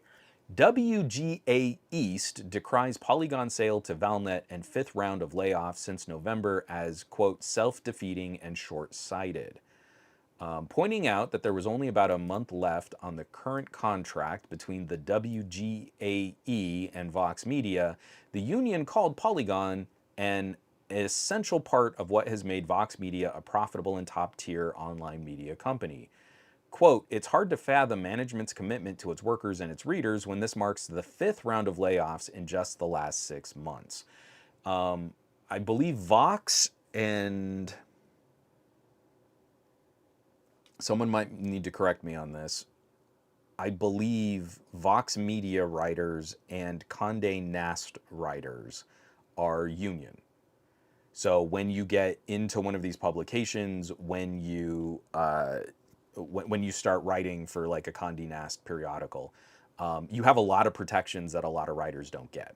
You're a union writer. That's to me a kind of an important distinction. You have to do things like do a round of layoffs. You can't just like fire an individual. So you have to show, hey, the business is doing this. There's a lot more accountability. And then all of the writers negotiate together for things like raises and benefits and everything else. They're a part of the Writers Guild. But what if you just sold the website off? What if that? So this really complicates a union negotiation. If the WGA is negotiating with Vox Media, and they're saying like, hey, well, you've got these writers and you've got this staff, and we want to see these types of benefits and these kinds of improvements, but then they sell off to Valnet, and I don't believe Valnet is a union house, that kind of complicates, or it throws a huge wrench in the contract negotiations up to that point. Because everything they've negotiated kind of had an understanding or had an assumption that these were the medias, this was the media, these were the properties, these were the websites that we're talking about, and for those members, we're trying to work this kind of contract to improve these benefits. But then Vox Media just downsized, did another round of layoffs, and then sold off their business to a non-union entity. That kind of resets the entire conversation. It changes the entire set of parameters that you were negotiating that contract up to that point. It's really not a negotiation in good faith like the owners of Vox Media are trying to make it sound like it is. But this is all a really complicated kind of conversation with a lot of moving parts. So instead of me rambling on for another like half hour to not really fully explain how all this stuff works, this article by Deadline is very well sourced. There are a lot of cited links and just kind of follow-up pieces of information that help explain what the situation is like. Let me just kind of wrap up with the WGA wrapped up in their quote. The WGAE ended its statement with a demand that Vox, quote, come to the table prepared to negotiate in good faith and with intentions to support the very workers who make Vox Media a successful and lucrative business. And I feel like that kind of sums up the problems that we're seeing with writers. In TV, in film, now on websites where it's like one of the easiest things to rip off from human labor is this kind of written word, this language, this speech. Because you can kind of suck up all this stuff because it's public on the internet. You don't have to really credit anyone for training an AI model, and then it can just kind of spit out this verbiage in a way that looks kind of like a human wrote it. And unfortunately, we don't have a lot of readers online like we used to. The online video space has exploded significantly, and I think in part because generationally it's easy to just put flashing lights in front of a kid's face and kind of program their brain to respond to constant stimulus in video. So then when you ask them to read a review or read an article, it's jarring. That's not what they do on the internet. That's not what they do on their mom's iPad. Words, ow. But for those of us who, especially on the cusp between Gen X and millennials, I like to call myself an elder millennial, I prefer to read. I can read way faster than someone can get to the point in a bad video. Even in a little TikTok, I can still read faster. I can read really fast. So this is one to kind of keep an eye on. I'm really sad for Polygon. Polygon was a site that I liked to traffic, and I can't say that Valnet ownership over other media publications has been very good. My tenure at Pocket Now was plagued by a lot of challenges in how Pocket Now was being sort of managed and operated, and how we were trying to generate revenue and make money on our work. But since Pocket Now got bought by XDA, and then XDA was folded into Valnet, and now there is no Pocket Now. Like, that hurts my soul. That's like if you went to college and then your college lost its accreditation. Would you still keep putting your degree from that college on a resume? If I put the, like distantly down, like 9 years ago, I was a senior editor at Pocket Now, a site that really doesn't exist anymore. All that work is kind of, because there's no continuity to that. There's no respect for that publication anymore. And when I reach out and talk to people about it, it's kind of like, oh yeah, was that still a thing? And that really burns. I put a lot of work into my work at Pocket Now, and I kind of point to Valnet as being the final like dagger in the back of that name. Like, what Valnet does to these websites, strips them down to like their barest parts and components, and then tries to build them back up with just kind of an interminable churn of affiliate marketing, is not what we want for the future of the internet. But it makes these people a lot of money, and no one seems to be that bothered by losing website after website after website. So Pocket Now dies with barely a blip, and you kind of go, oh, well, that sucks, and we move on. But Polygon was still in kind of a prime position for that type of commentary, and it stings a lot more to see this kind of approach levied at Polygon, knowing what is likely in store. That brand name is going to mean a lot less. It's going to lose a lot of credibility over the next year. And that also just burns not only for the people who lose their jobs today, but it's like they lose their accreditation in another year. Like, we've been talking about LG, we've been talking about Skype. It's your relationship with the brand died today, and then the brand is going to die on you again after people stop respecting the name Polygon. So it's just really a bummer. Oh yeah, and I'm not saying like this is just unique to Valnet. PP Joker is saying Vox Media also laid off several employees at their sports division, SB Nation. Like, in trying to work their leverage on negotiating these contracts, it has been disappointing to see how Vox Media has played this out. That being said, there's no way for us to sort of course correct when the platforms and the search are lined up against websites making money. What needs to happen first, if we want to stem all of these layoffs in publications, is we have to stop using AI. Every time someone comes out and is like, oh, it's just so fun that I like to get these little like lists and things, and I like that like someone just explains it to me in my search results, like, that has to go away. Until you can fight Google on that type of presentation, all of these writers, all of these websites, all of these publications are proper screwed. That's what you need to start with. You can't fix Vox Media until Vox Media can make money. And as long as Google can rip off Vox Media, they won't make money, so they're not going to hire writers, and they're going to do more layoffs, and they're going to sell off more of their divisions and sell off more of their websites until there's nothing left. Time and time and time and time again. If they can't get the support and the monetization, then this stuff just goes away. Oh,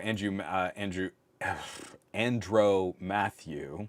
Man, Pocket Now was the spark for my love of smartphones. JGJ, who bought Techno Buffalo? I don't remember. And I want to say it might have been Valnet.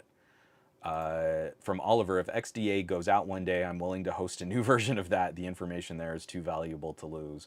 Like, start scraping it, I guess. I don't know. I'm amazed that XDA has been able to hold on to like that kind of place in the tech commentary and like the sort of forum based community that they have. But let me tell you, that is absolutely not sustainable in this current environment. It will eventually fall too. Especially in the same way that like Reddit is not worth much anymore, that Google paid them $60 million to get access to all of the public facing commentary on Reddit. And now Reddit is starting to suffer because, sure, they got this sudden spike in search because of Google, because Google really wanted more people using Reddit so they could get more money out of their AI training. But that wasn't going to last forever. I mean, how wild is it? You can go to like a huge subreddit now, like r/Android. I don't spend any time on Reddit anymore. As soon as they started copying Twitter's business practices and going kind of like quasi-fascist like Twitter did, I noped out. As soon as they killed all of our tools for managing subreddits and for using these services and APIs publicly, as soon as they cut all of that off, I closed my subreddit down. There's just no point in continuing it because that's not how that community was built. That community was built using those tools. It was enriched by the tools that Reddit shut down. I'm not going to try and fight Reddit on making their platform worse. I'm just going to stop using their platform. But it's wild to me that you can go to like r/Android, and now it's kind of a big deal if a story gets a couple hundred comments. Now, like front page stuff on r/Android was like, I think over 1 million followers or subscribers. I forget what they say on Reddit. 1 million Redditors. There's so little traffic going to a major subreddit like that than what there used to be. It's like people left and then you didn't really replace those users. Google was able to strip mine Reddit for $60 million. It was not a lot of money.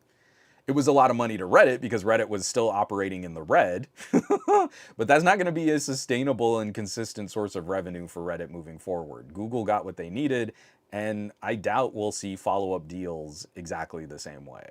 I mean, maybe, because again, $60 million is not a lot of money to Google, and Google is facing a lot of issues in other legal arenas. So just having this on the books, like, no, we have a legit licensing deal with this content, maybe that is sustainable for Google and Reddit will enjoy that. But increasingly, it's going to be, why go to Reddit if Google's AI is just going to summarize all of the comments in that Reddit for you? Do you click on the link and go through the comments yourselves? I mean, if you wanted to support Reddit and the subreddit, you would. But realistically, if you got the answer in that little top bar in the search, then why keep digging? And that's why we know Google is going to crush this, just like they did with search and just like they did with ads. And we need actual regulatory opposition to Google's business practices. Oh, they're going to work out a deal with Apple so they can entrench their position in AI in a very anti-consumer and anti-competitive way. Isn't that bad? Isn't that the same thing that we were criticizing them with their Apple deals for search? No? Oh, it's somehow different because it's AI? No, it's the exact same thing. It's the same business model. I don't know. I'm sorry. I'm getting pissy.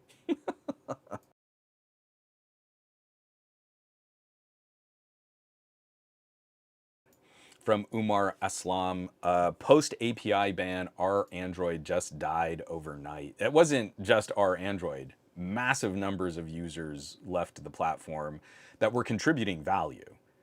A lot of moderators just took off.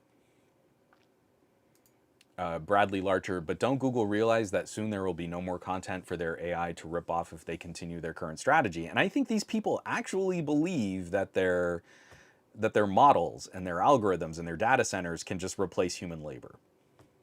That you'll have a couple prompt engineers and they can write a few things that will then kick off the AI to like make a whole bunch of like news stories and articles and editorials and stuff.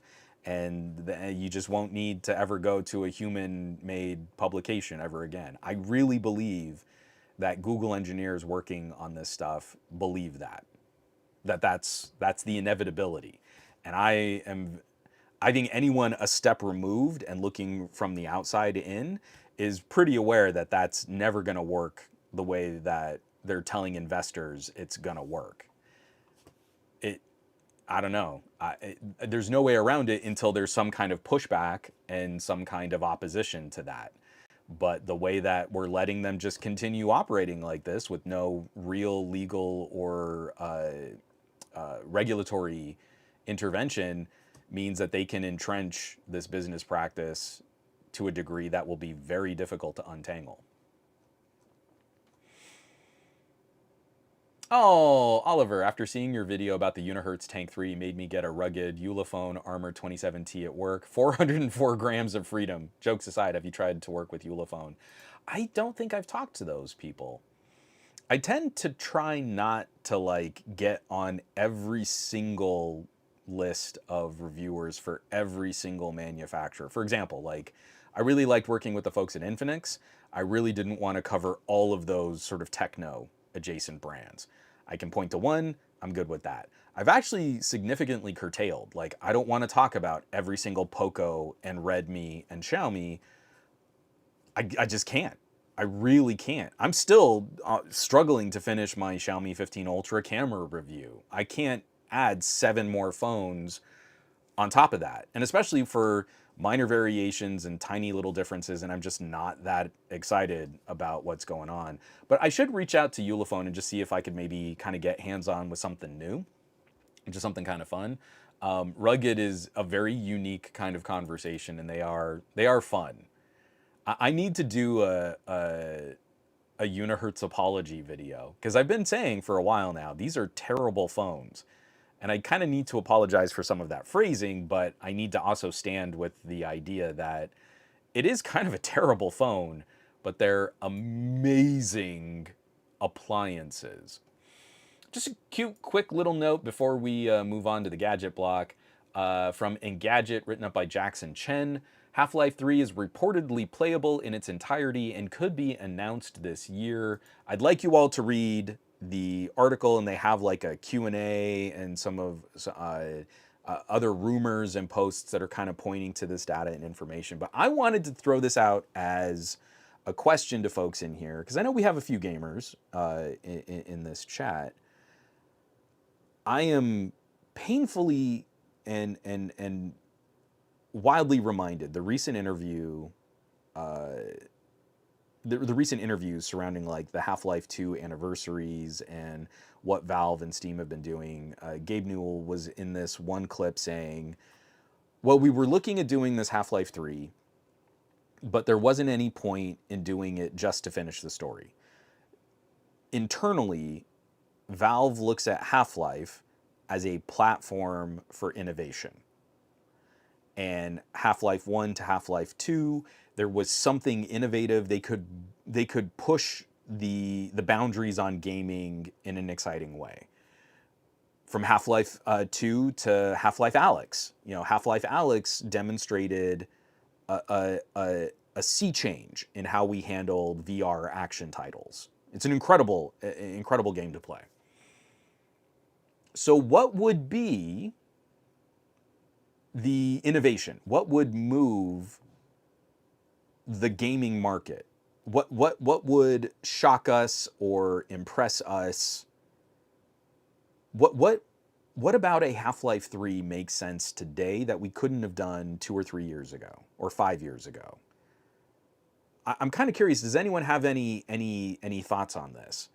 Because I'm wondering, like, if you had a chance to check out the demo of Half-Life 2 RTX, I forget exactly what they called it, but you know, it was a demo that came out alongside the new NVIDIA graphics cards, the 50 series cards, and it is interesting to see like how this changes the tone of familiar aspects of Half-Life 2. Half-Life 2 was an extremely formative experience for me, especially getting through the episodes, getting to Half-Life 2 Episode 2.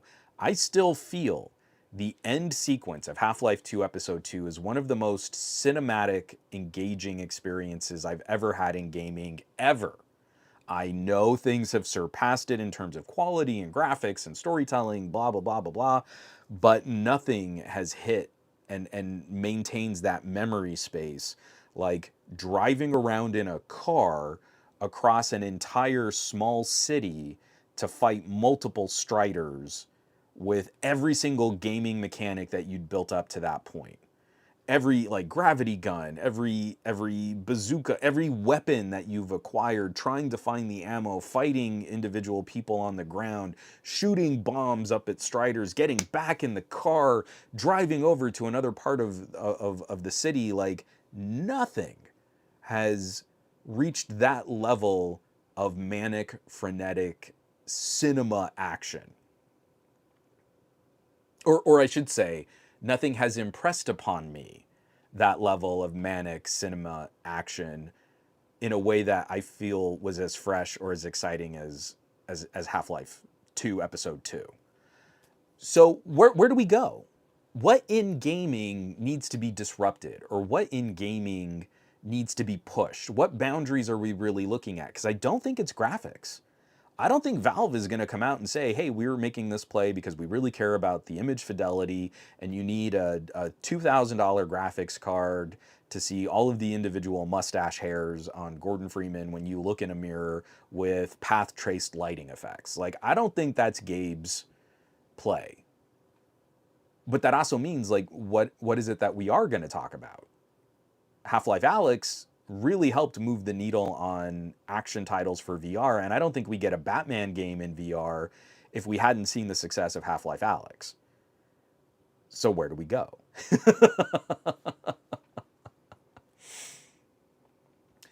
From Nick Gay, Half-Life 3, OMG, that game will make my wife so angry.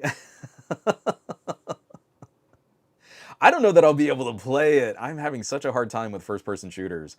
My speed is RoboCop. I am so stupid excited for this RoboCop update. It's not an update. It's not a DLC. It's kind of a DLC, but this little like next episode in the Rogue City RoboCop, because RoboCop is slow.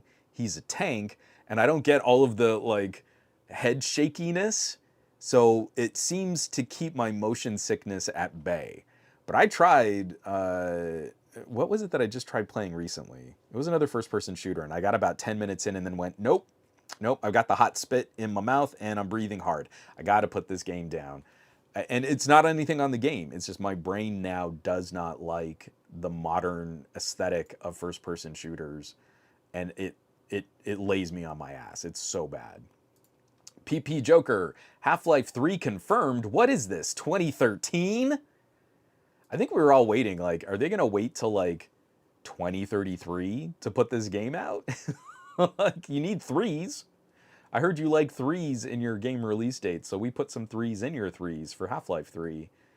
Oliver, is the answer AI? That's what we needed, is we needed more AI in video games. So now, your game grinds to a halt as your GPU goes electric neon white, overheating to create interactions with non-playable characters. And it's super slow.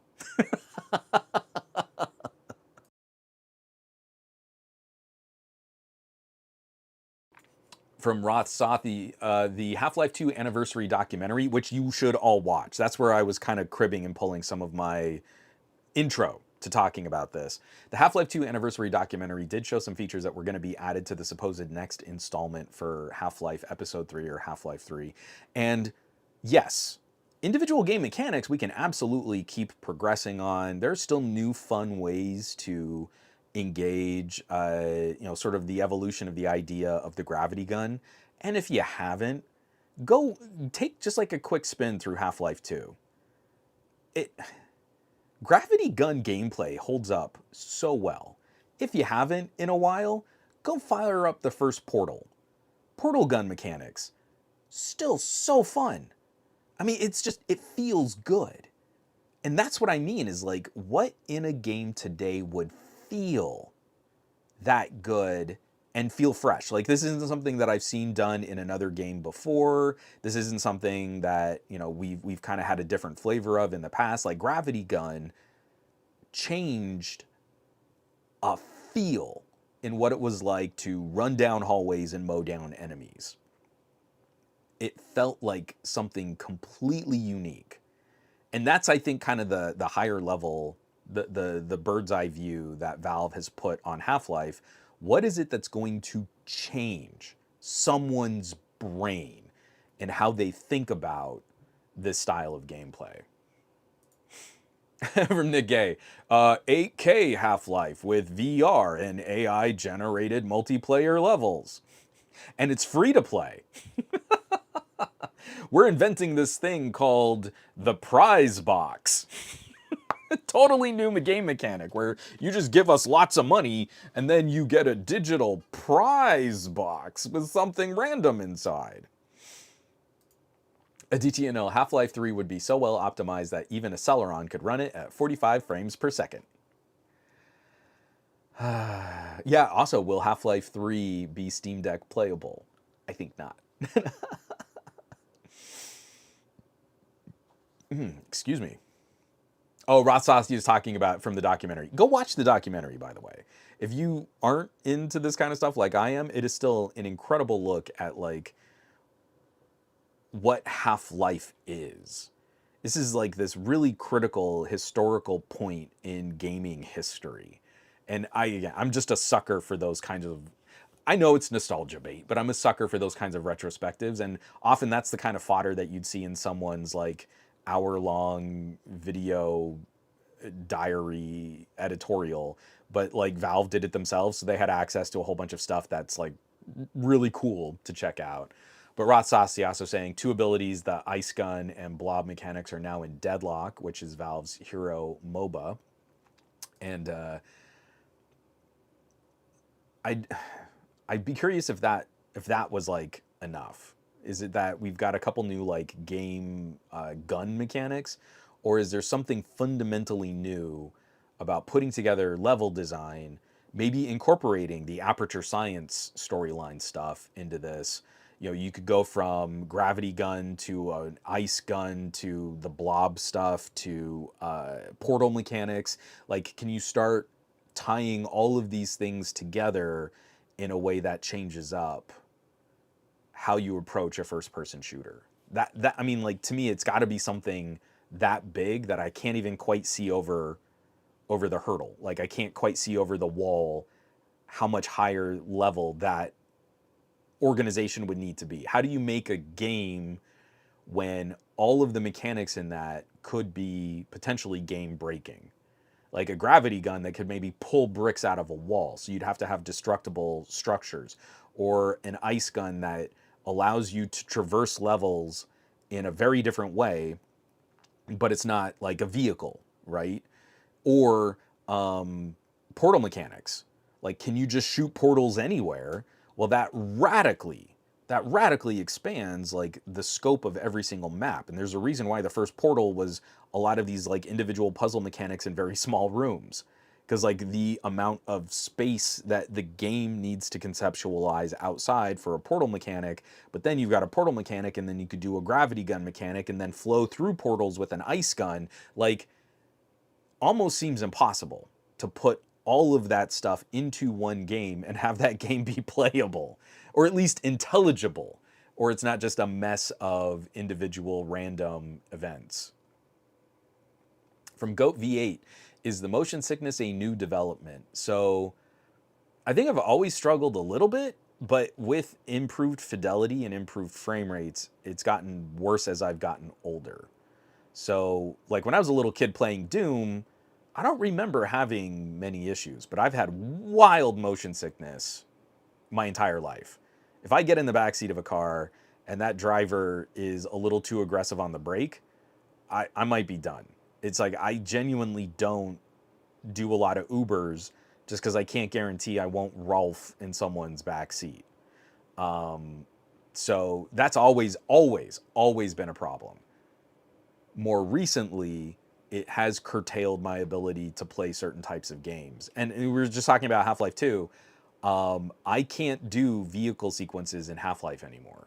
I tried doing a replay of Half-Life a couple years back, and like the second you get on that little boat thing, it was like instant hot sweat, hot spit. It was fast. And a Bionic Scoop saying Rogue City is fun. Rogue City is great, but I could only play, even with RoboCop being such a slow, trudging kind of animation for a character, like the way that they animate how you move and how you see through his perspective is different than like run and gun in a Far Cry or something like that. I could only play for short bursts, like a half hour at a time, and then I'd be kind of done. So it was, again, it's been pretty tough. Like I used to love and I used to live in first person shooters. Like I was like tournament grade when it came to old games like Alien versus Predator 2 from back in the day. But now, man, I can't hang. I really can't.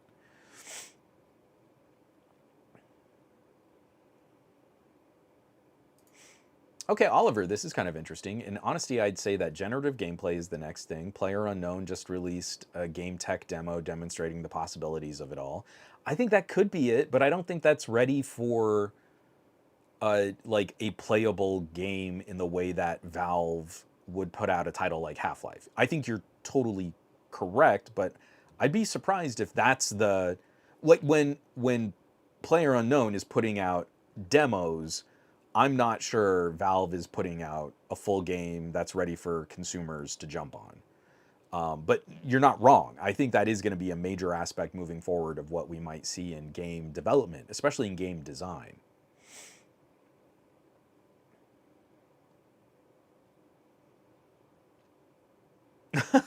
No, I don't think he is. JGJ is quipping.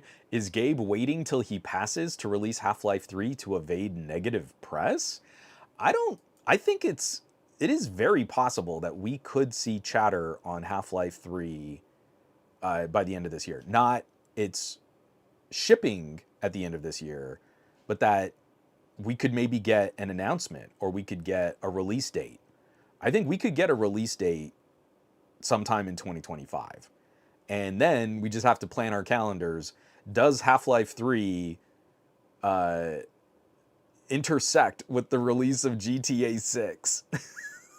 That would be the worst month for game reviewers ever.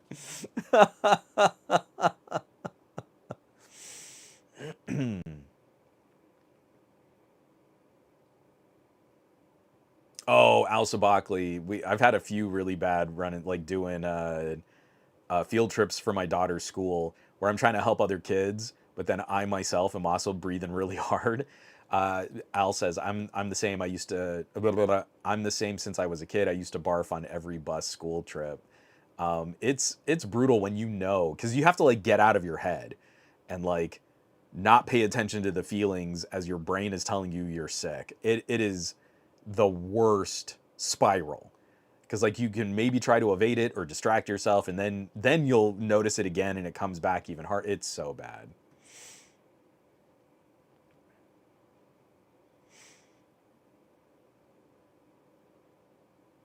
Oh yeah, Aditya Nil. The destructible environments and portal mechanics are quite popular now with hero shooters like Marvel Rivals and Overwatch. It'll mostly be how they decide to integrate those mechanics with the Half-Life lore and gameplay. But what I'm saying is, what then, because again, if you listen to Gabe talk about this kind of stuff, it's that they don't want to put out Half-Life until they're sure they are changing something in the gaming paradigm. So it's not, like I was saying, it's not just like an individual mechanic, but envisioning game design and story based, because there is a story to Half-Life, like you're saying, you need to incorporate the lore into all of this too. How do you craft something when now you've created so many of these individual little puzzle piece game systems, game mechanics, weapon platforms, and then you tie them all together. And if one character really did have access to all of these different parts and pieces, I don't think you could just design a narrative game. Everything about all of those systems would be game breaking until you also came up with like the horror movie problems of modern technology. Oh, we're out and this slasher is trying to kill us. You should call for help. Oh noes, my phone is out of the batteries. Like, oh, you would be able to shoot a portal into this and then pull this and then gravity would knock this down and then I could use my gravity gun to pull this out and that would kill that guy. But oh no, my power cell. You know, like that's so unsatisfying. What you'd want is to see like how do you get to the point where you have the Strider battle from Half-Life 2 Episode 2 at the end of this, where you can just wage destruction over everything because you've got all of these weapons clicking together, but then how do you make a satisfying story out of that? How do you tell the drama of that, and how do you design a map that even makes sense of all of those mechanics all at the same time? And that's what I'm curious. So like, what is the statement that Valve is trying to make with Half-Life in the year 2025?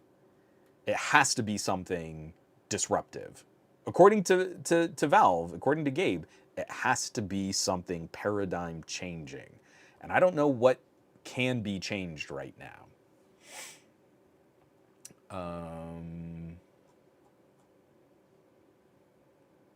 Oh, there's like a little side conversation happening about like camera sensors and stuff, but we got to move on because we've got technically like 2 more sort of stories here, and we want to spend a little time talking Gadget Block. Thank you all, by the way, for knowing this show was going to go long, because there was just a lot that I wanted to touch on this week, and I'm now done with my coffee, and I've got to switch over to water because my voice is actually starting to fray, and we've got Galaxy to talk about. Literally, Galaxies and S25s and stuff.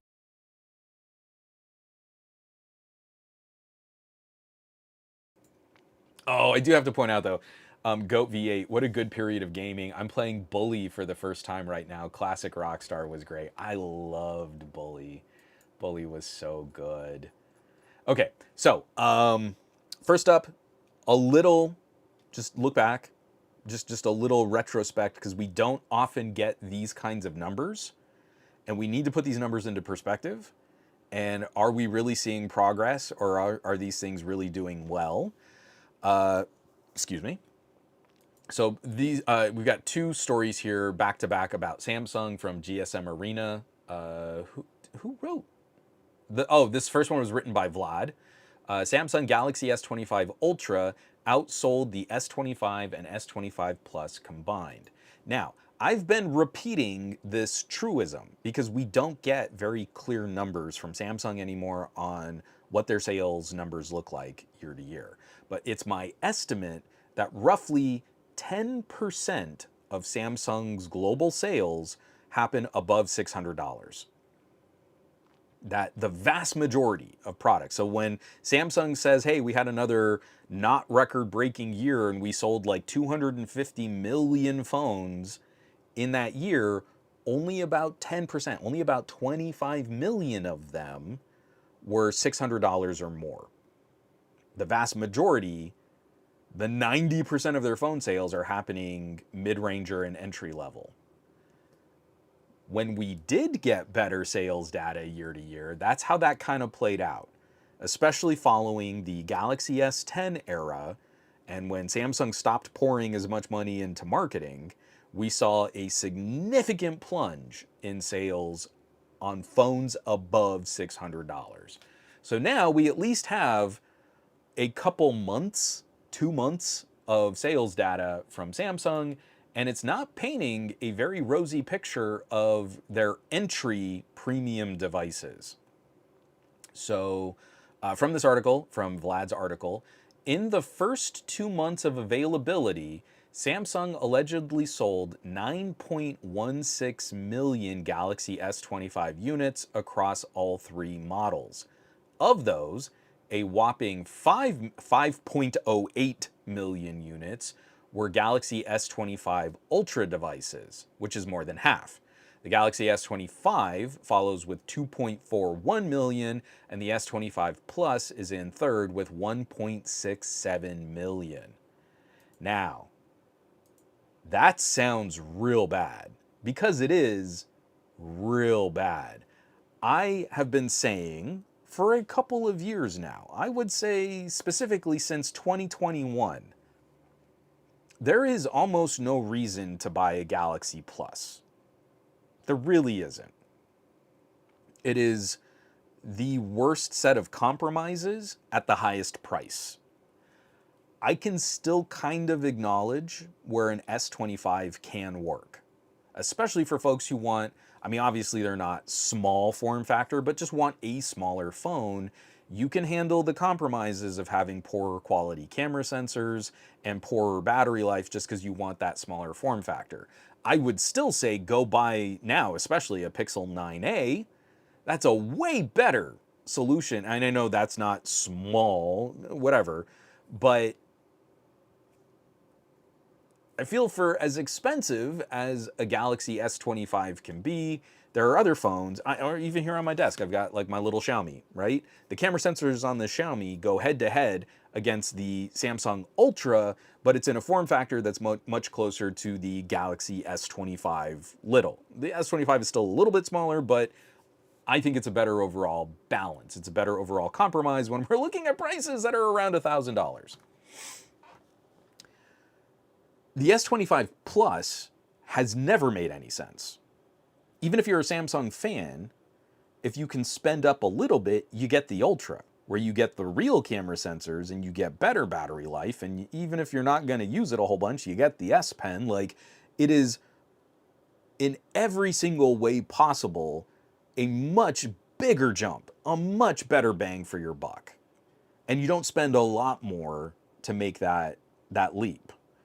Or if you wanted to spend a little bit less, you could grab a Moto, a OnePlus, an Honor, any of the Xiaomi devices, Oppos, Vivos.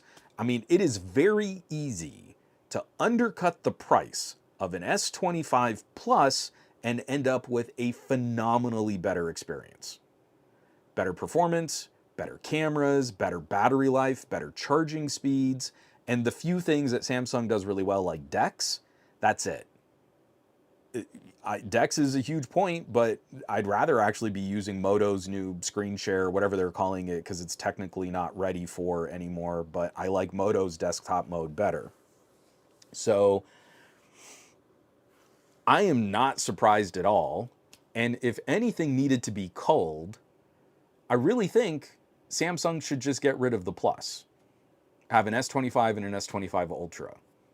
Like, it really makes no sense to machine and build and tie up all of the components and tie up the distribution and put these things on flats when after 2 months, supposedly like the biggest name in Android sold less than 2 million S25 Pluses.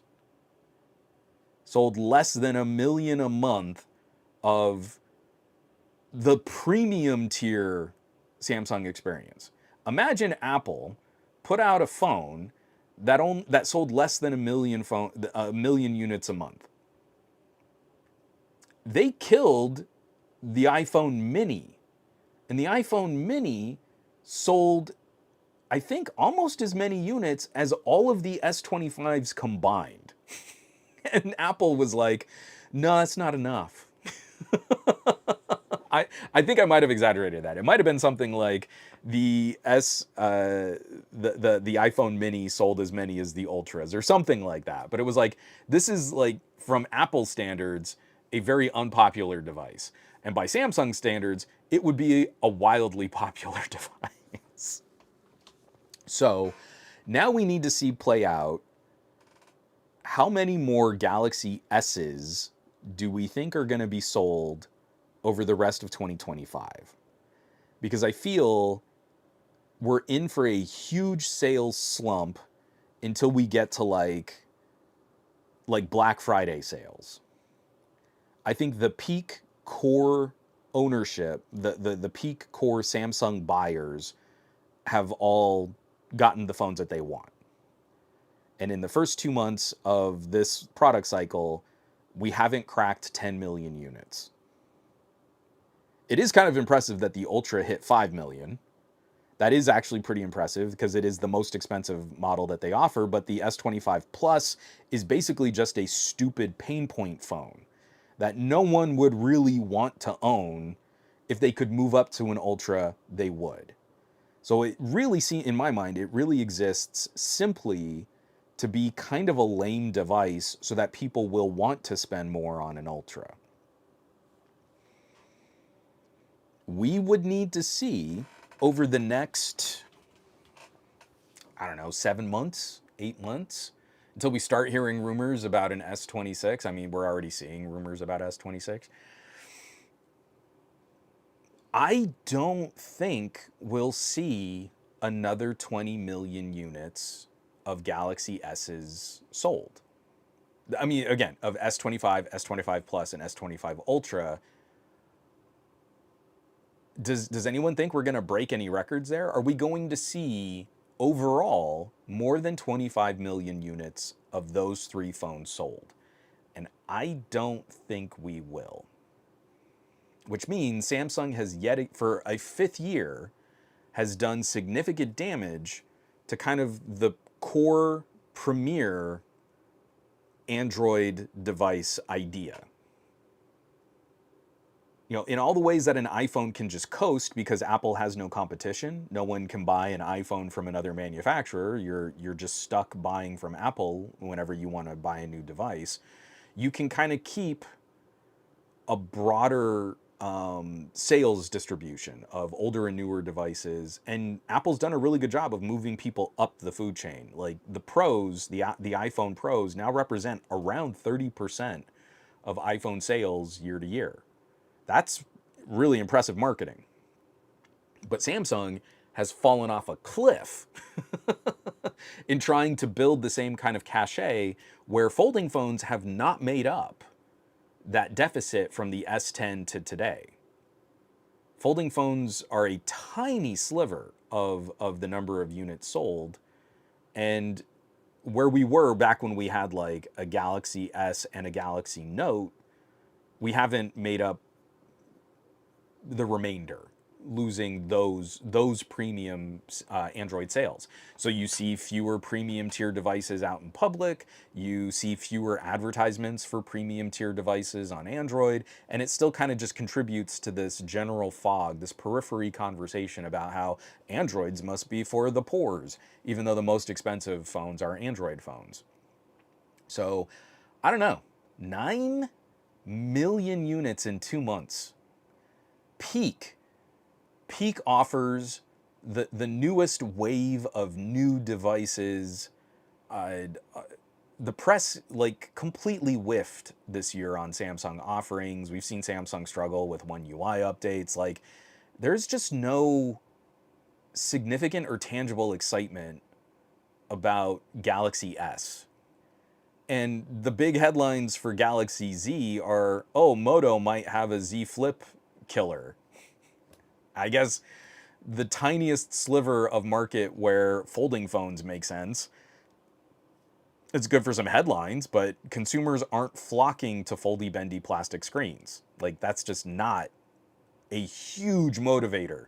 It is a significant portion of coverage because people like to watch videos about expensive devices, but it's not manifesting as an actual practical conversation about consumer buying and spending habits. And I think a lot of us would also say, hey, in an age where phones are about to get even more expensive because of things like tariffs, maybe don't buy a more fragile phone if you can get by with a regular slate phone, and then you get better battery life and better cameras for less. And your repair costs won't be as bad, which is great.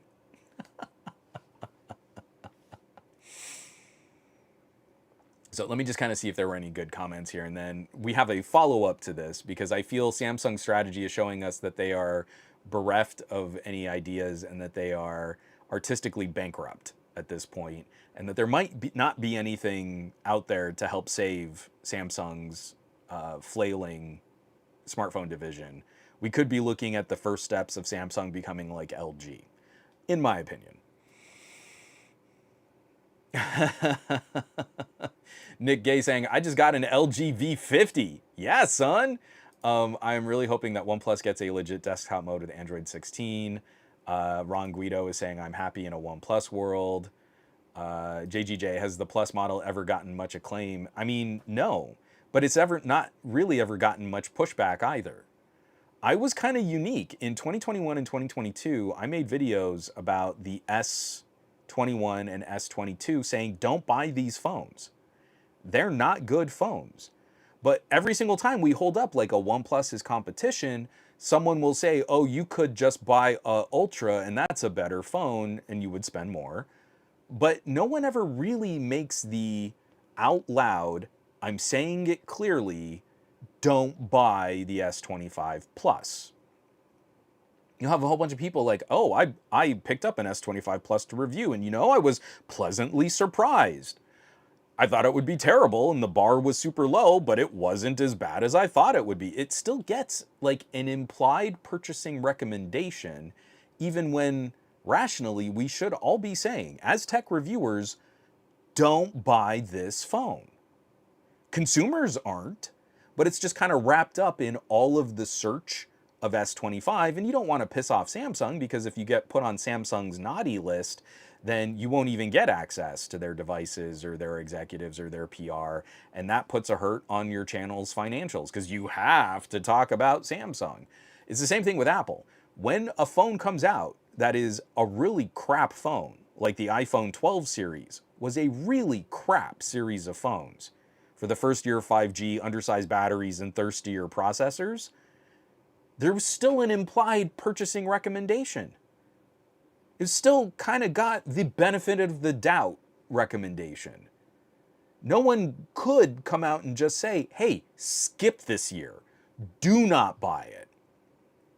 And that happened to Samsung 2 years in a row when Samsung was making the chips for Qualcomm.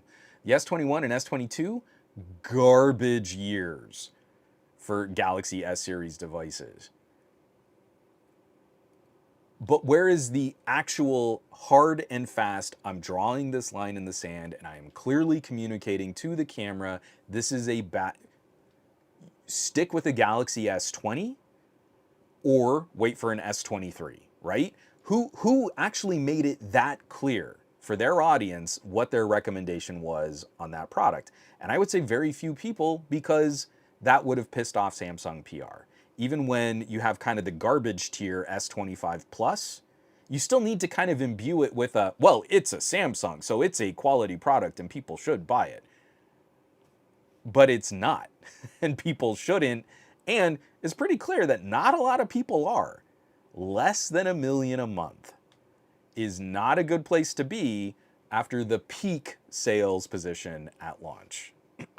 Oh yeah, I don't have any coffee left. I need water. Water.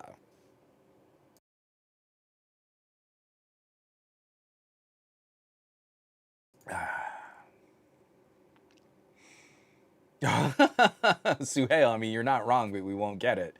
Suhail says, Samsung needs to do what Android used to have over iPhones, dual SIM with memory card slot. And you're right, but Apple makes money and they don't even have a SIM card tray. I guess we should do the same thing because we're Samsung and we're bereft and bankrupt of any good ideas. All we have left is, what is Apple doing? And maybe we can try to beat them to the punch. And this is absolutely the case because we've been seeing lots of rumors about like an iPhone Air or a skinnier iPhone or a portless iPhone. So what is the big hot new thing from Samsung this year? We got all the leaks on the Samsung Galaxy S25 Edge. So I know what y'all were thinking, right? I was just going off on that diatribe about how bankrupt Samsung is of good ideas. Suhail just nailed it. Give us a phone with good battery life and advertise features like memory card expansion, where we could use one of those awesome Samsung memory cards in our awesome Samsung phone and like triple the storage for like $100. That sounds, I think a lot of people out there would be, hey, that sounds like a cool thing to come back to, right? No, we need to make the phone even slimmer and smaller, and even for a phone that isn't a folding phone, it's probably going to be more fragile, and it's going to have poorer cameras than a Galaxy Ultra, but it's rumored to cost more, or at least as much as a Galaxy Ultra. So this is also written up by Vlad over at GSM Arena. The S25 Edge is said to cost 1,249 euro in Germany. Excuse me, sorry, I couldn't catch that cough. With 256 gigabytes of storage.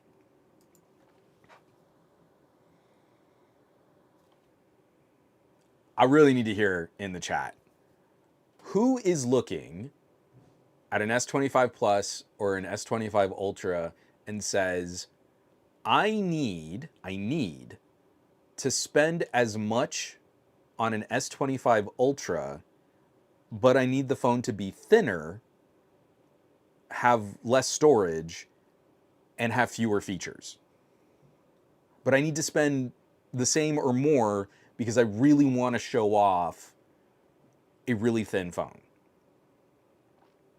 Now, I know a ton of marketing and advertising goes into the fashion of technology. Apple is as much a fashion and marketing brand. They're probably more a fashion brand than they are a tech brand for a lot of consumers. They are a way to easily show off how much money they spent on a product. Does the phone I hold have 1 circle, 2 circles, or 3 circles on the back? Well, now you can clearly see that I spent more money, so I must be a more desirable life partner and you should mate with me because my phone has 3 circles on the back of it. Like that, I get that that is a way that some people look at this world of technology, and they've boiled it down to something that is as accessible as looking at the label on a purse. But who's doing that with Samsung? And now Samsung is putting out a €1,300 phone with 2 circles on the back. That's a middle class phone. That's not a prosperous person phone. If someone spent a lot of money on an iPhone, it would have 3 circles on the back. So there's no fashion statement here. No one's going to pull this phone out and say, oh, look, how thin. Then they're going to turn it over, and it's probably going to be in some kind of ratty case anyway, and they're going to see 2 circles. Well, what does 2 circles mean? 2 circles means it's like it's a good phone, but it's not like the cheapest phone, but it's not the most expensive phone. It's a 2-circle phone, not a 3-circle phone. And Samsung is doing this because they feel they can get ahead of like an iPhone Air, whatever this rumored pixel-looking iPhone might be, that Samsung can beat them to the punch with a skinny phone that costs more. And that's true. They totally can. They're probably going to get this out to market first, and then Apple will probably deliver some kind of skinny, featureless device. And then everyone will go, oh, but the Apple version makes sense because it's an Apple and Apple is allowed to charge more. And we know that the skinny Apple phone is really expensive. So we wanted that instead of the iPhone 16e, which is a garbage 1-camera phone. I wanted the skinny iPhone. But look, guys, my Samsung's really skinny. And then a bunch of people will say, shut up, nerd. Androids are for poor people. And Samsung will have failed again. Instead of doing like what Suhail said, like, just bring us back the features that made your products different than the iPhone. And people cared about that stuff when you marketed features that were different than the iPhone, and you spent a little money on marketing. You never sold more phones over $600 than you did at 2019. At peak Android was 2019. Galaxy S10 was peak Android. LG G8, I liked better. That was peak Android. And it's just been cratering in most markets, except for when we see pockets of competition, like when Xiaomi rolls into a new area and people go like, whoa, wait a minute, these things are wild. And you see like a little enthusiast bubble community kind of pop up around like Xiaomi Leica, stuff like that. Because Samsung is not getting it done. Samsung is about to release a €1,300 2-circle phone, but it's real skinny. And no one is going to care outside of people that are just really into Samsung as a label or as a lifestyle. And I gotta tell you, there has been so much less chatter from the Samsung Knights on other videos these days. It's like if I hold up my OnePlus 13, there's no argument. This thing murks the Galaxy S25 Plus, and it undercuts the price of the Galaxy S25. It's not close. Samsung does not have an answer to this phone. And I love, like, I was showing this to my daughter's softball coach. Because, I mean, he has an iPhone. He doesn't really care about phones. But I took it out, and I took it out of the case, and I handed it to him. He's like, oh, hey, that's kind of cool. Like, it's got, like, kind of like a leather back and stuff. And what's up with all the cameras and stuff? And then I told him, I was like, hey, you know, this phone starts at, like, $800. It's a nice phone. It even has, like, a little remote thing. You can use it, like, to control all your stereo equipment and stuff. I was literally doing that really stupid. Do you remember those series of Samsung commercials, like where they're all at a pool party, and you're like, oh, you just took that funny photo. Hey, just tap your phone, and you could share it to me. And the woman with an iPhone goes, can I tap too? Can I tap and get the photo? And everyone goes, no, iPhone user, your phone can't tap. That's when Samsung sold the most expensive phones, because their features, which were different than iPhone features, were actually showcased in commercials instead of just, well, the most expensive phone we sell is a bendy foldy tablet that turns into a double thick phone, so maybe buy that because it's the most expensive. What are we doing?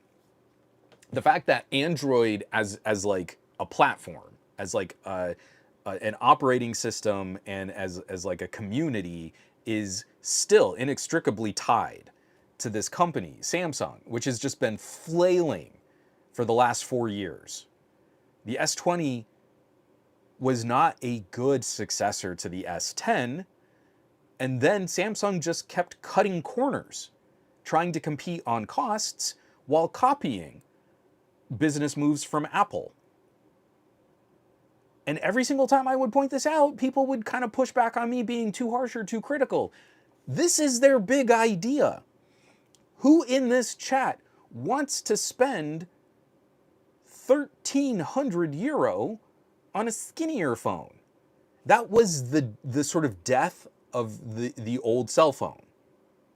We had nothing left to do with a flip phone or with a candy bar phone, so we just kept making them smaller and smaller and smaller. It became a joke in Zoolander, right? You know, the teeny little phone, he opens it, he puts it up to his ear, and then he's got talking to it. And it's super, super teeny, and you got to be careful because you might swallow it. Like, a smartphone going thinner doesn't improve anything. It doesn't improve durability. It doesn't improve battery life. It is expensive to manufacture. So yeah, it does cost more to make a phone thinner, but you don't have more room for camera sensors. You don't have... Nothing gets better, and I don't think consumers care that much. If they do care, they're gonna go get the fashionable skinny phone, which is the Apple. They're not gonna get the two-circle phone from Samsung.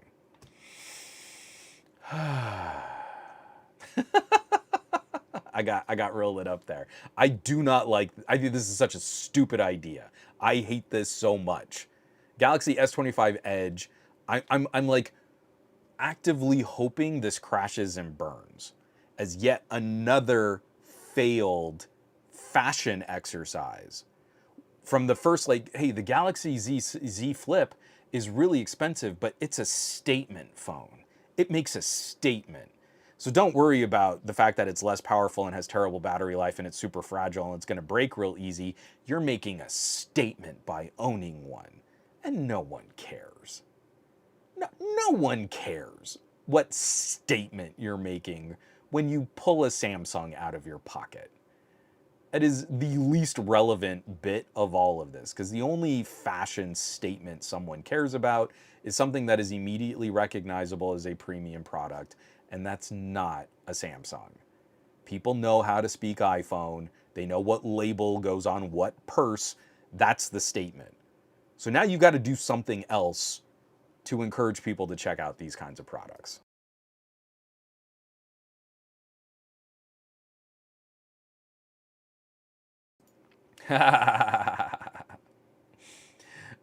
From Bradley Larcher, come on guys, we all want the cutting edge tech. See what he did there? Because it's Galaxy S25 Edge. This is the dullest phone I think Samsung could launch in the year of current year in 2025. Oliver saying something that might give you some enjoyment in this trunk phone. I have a 1 terabyte micro SD card. I love. So we did that with the Tank tablet when we did a recent road trip. And again, you're driving through rural New Mexico, and we had a data outage in Gallup, New Mexico. It was actually pretty scary. But my daughter had a tablet with a monster-sized battery in it with a memory card, a 400 gig memory card full of all of the movies and TV shows that I've ripped from like DVDs and Blu-rays and stuff for her. And that went over great. Couldn't stream anything on the TV, couldn't fire up anything on a phone without like kind of chewing up some data, and then it would constantly buffer. It didn't work at all. And then her tablet just still had every single kids movie. She was like rewatching The Parent Trap because I had it on DVD. It's great. Let me tell you, memory cards are awesome. And it is still ruthlessly stupid that the most portable computing device that most people interact with throughout their day does not have the ability to add another 500 gig of storage in a quick little pin tool, pop, ready to go. Especially as memory cards have gotten real good. From Goat V8, the thin phone trend is so 2014. Yeah, we went through this before. Like, ooh, we make it thinner. It's stupid. Don't do that. You know what I'm waiting for is for someone to get like one of these thin phones, right? If it's an iPhone or if it's a Galaxy. Because like if it's a OnePlus, they're like forensically going and looking like, well, here's the camera assembly and here's the little antenna bar. So if I take my big burly man hands and I focus as much force on this one tiny little part of the frame, I can purposely break the phone. And then they're gonna get one of these Samsung thin phones and they're gonna like spread their fingers out as broad as they possibly can and go, oh look, this is so much more rigid than I thought it would be. I'm really putting some force in this. Look, I'm really trying to flex it. You know, Samsung did a pretty good job. And they will not force the break in the same way that like any other, like a brand like OnePlus, that they will like systematically target and push against every little part of it until they find something that's gonna snap. Same thing with like a nothing phone. It's a super cheap phone. Are we expecting that it's gonna be like military grade durability? No. No one buys a nothing phone expecting that kind of ruggedness, and it's not educational at all to see one snap because you tried to break it. If you try to break a cheap phone, you're gonna break a cheap phone. If you try to break an expensive phone, you're probably gonna break an expensive phone. But on this thin phone, I'm waiting. Oh yeah, I'm just so impressed with the build quality. I put all my muscles into it, and there's no way to verify that because measuring hand strength is not a consistent measure of phone durability. Oh, I'm really going at it, guys. Oh.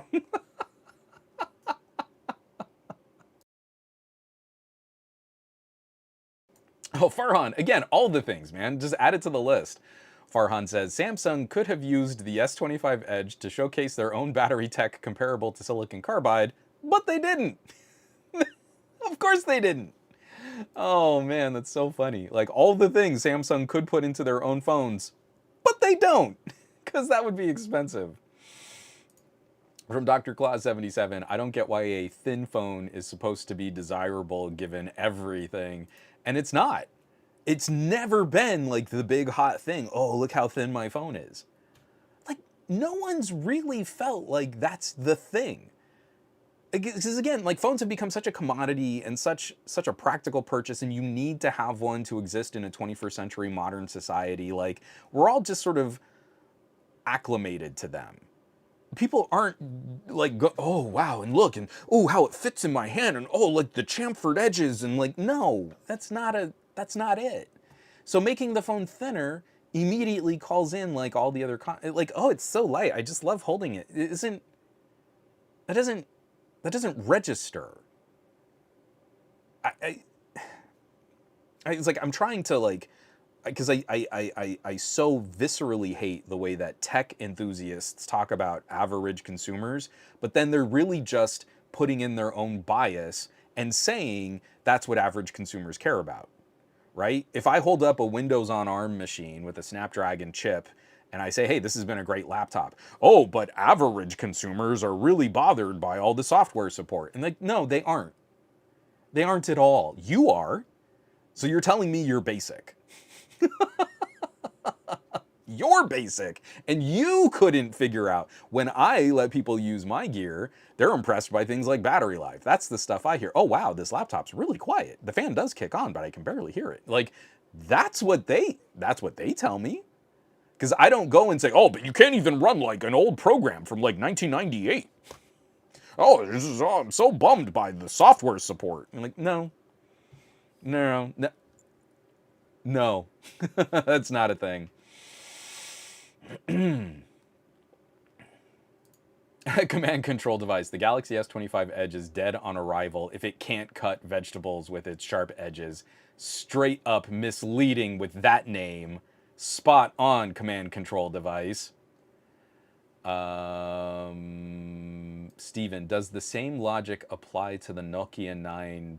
I think you meant the Nokia 9 PureView. You said it auto-corrected, Steven, and it says preview. I mean, so I absolutely hold up. I mean, my Nokia 9 is right there. I can see it right there on my bookshelf. I still hold up that I was far too kind on the Nokia 9. And I would like to point out, since the Nokia 9, how many videos have I made about HMD products? So I got burned by the Nokia 9. I waited way too long. I was way too optimistic. I was way too hopeful about Nokia engineers improving that product and making it better and really living up to the claims. And then they killed software support for it.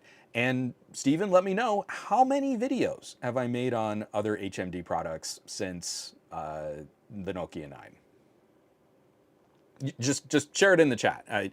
If you know, ballpark it for us. You don't have to count every single one, but like just you know, see like over the last couple of years, like is it like 5? Have I made 5 videos on other HMD products? Just, you know, again, I feel like that's the kind of course correction that should happen when a Samsung does some really dumb stuff and makes some big missteps. We should probably also hold them to a higher standard than how we talk about companies like HMD. Because if someone gets burned by the Nokia 9, like I did, that's a tiny fraction of the smartphone market. If Samsung puts out a whole bunch of really crummy devices, that's millions and millions and millions of people. So if I'm super critical about HMD, I should be 20, or no, more like probably 200 times more critical of Samsung.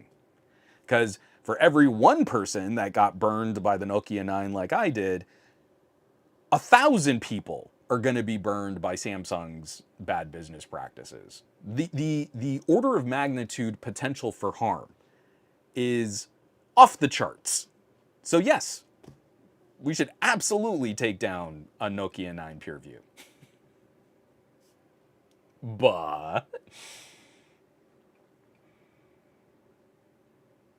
I mean, command control device, it's like we're building towards that anyway. Command control device says, honestly, current US administration should just ban Android phones from the US. Nobody there cares about Androids anyway. I mean, this is exactly the kind of presidential administration that would just enforce monopolistic business practices. I'm kind of surprised that Apple hasn't made a bigger play at that, but I think the only thing that really stops them from trying is the fact that there are still these little pockets of like the DOJ and the FTC that are still operating that could then say, well, now you are a monopoly, so we'd have to break up your business because there's no competition. Like Apple needs Android to be here so that they can do terrible things to their customers and then say, but if what we're doing so terrible, why don't they just go to Android? See the competition. So Apple doesn't want that to happen. But I'm kind of surprised that our presidential administration hasn't made some kind of stupid statement about that. Like, oh, we should just block anyone who's sending phones here.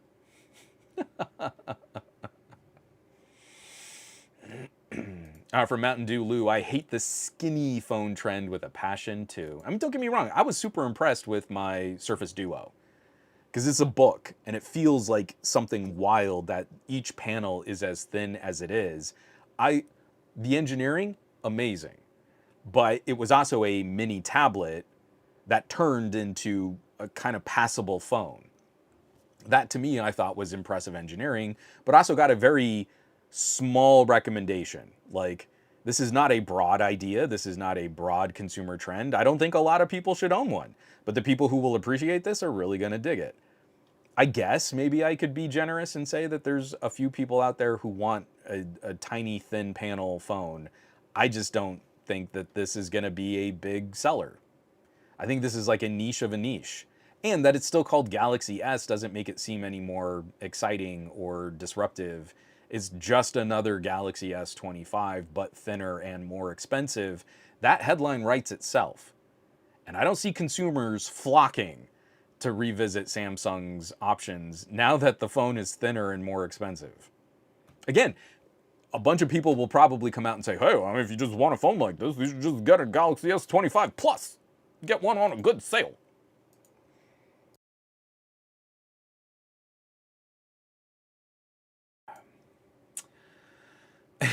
Goat V8 Bendgate, I won't forget. Oh, Rod Sathi, again, we were going to talk about that too. Yeah, Skype is closing down again today. I kind of skipped over it. I know I was trying to make that a part of the rundown, a part of the lineup. I'm still going to include the link to Skype, that everything is shutting off and you have to go to Microsoft Teams, and Microsoft has a bunch of like articles on how to manage that transition. It's just, again, now everyone's going to come out, oh yeah, let's look back on Skype and how they changed the way that we did calls and video calls and they missed market opportunity. Like, it's all just fodder. LG closes up shop and everyone's like, oh, I'm just so sad LG's gone. No, you're not. No, you're not.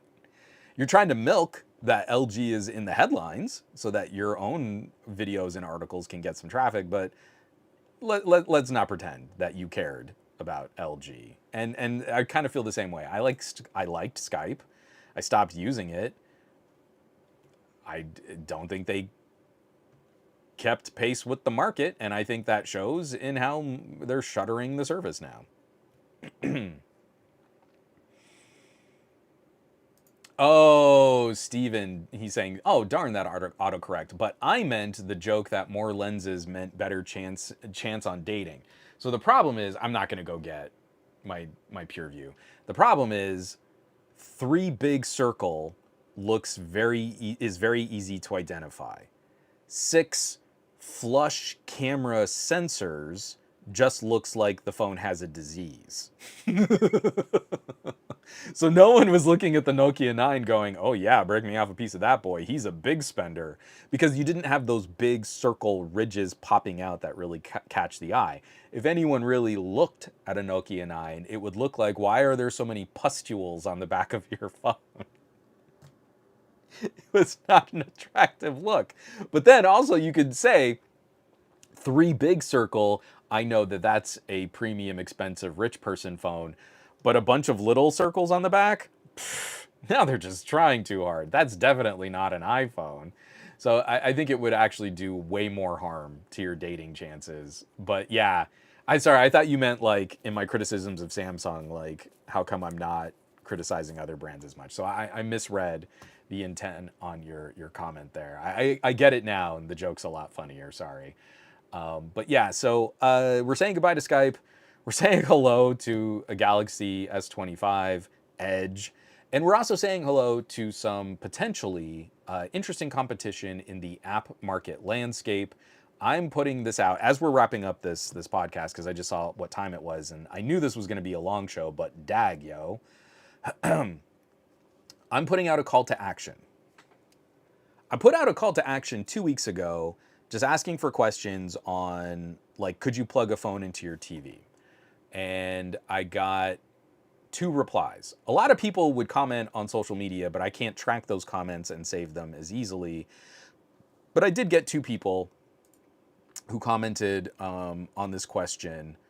So I put it out there. Right now, in this moment, could you take your phone and with the things you already have, plug it into a TV to get a display output?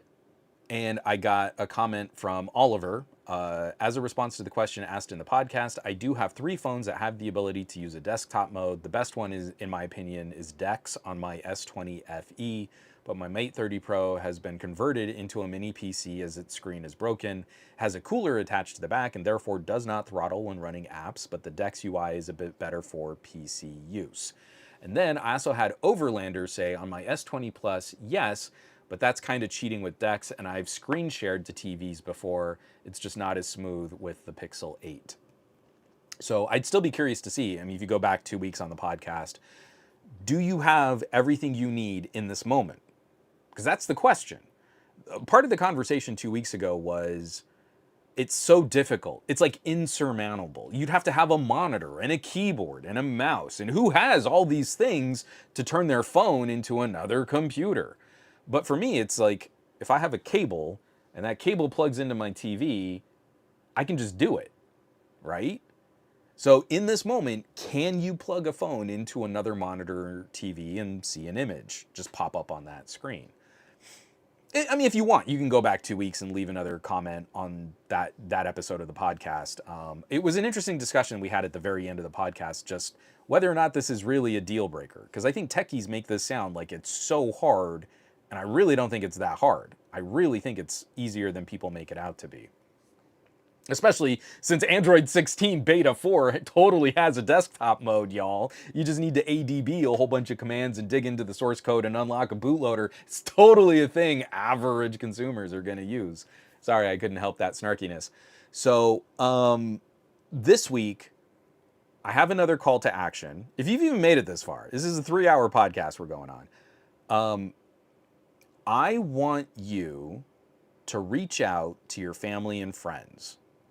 I want you to tell them about what's happening with iPhone payments and to start looking in their apps to see if there are ways they can save money on services like Spotify.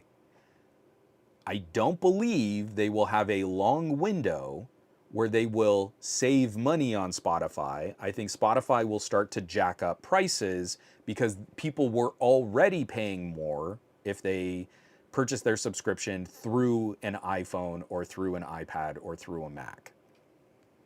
I would love for you to report back on this week's episode of the podcast. Go to somegadgetguy.com, leave a comment. There's also going to be a Patreon post. You can leave some comments there. I can find those comments pretty easy too. And just let me know, what were some of the reactions?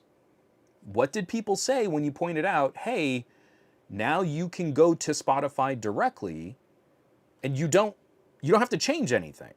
I think a lot of people get worried, oh no, if I do this, isn't it going to change my plan? Or I don't want to sign up for an Amazon Music, I like my Spotify playlists.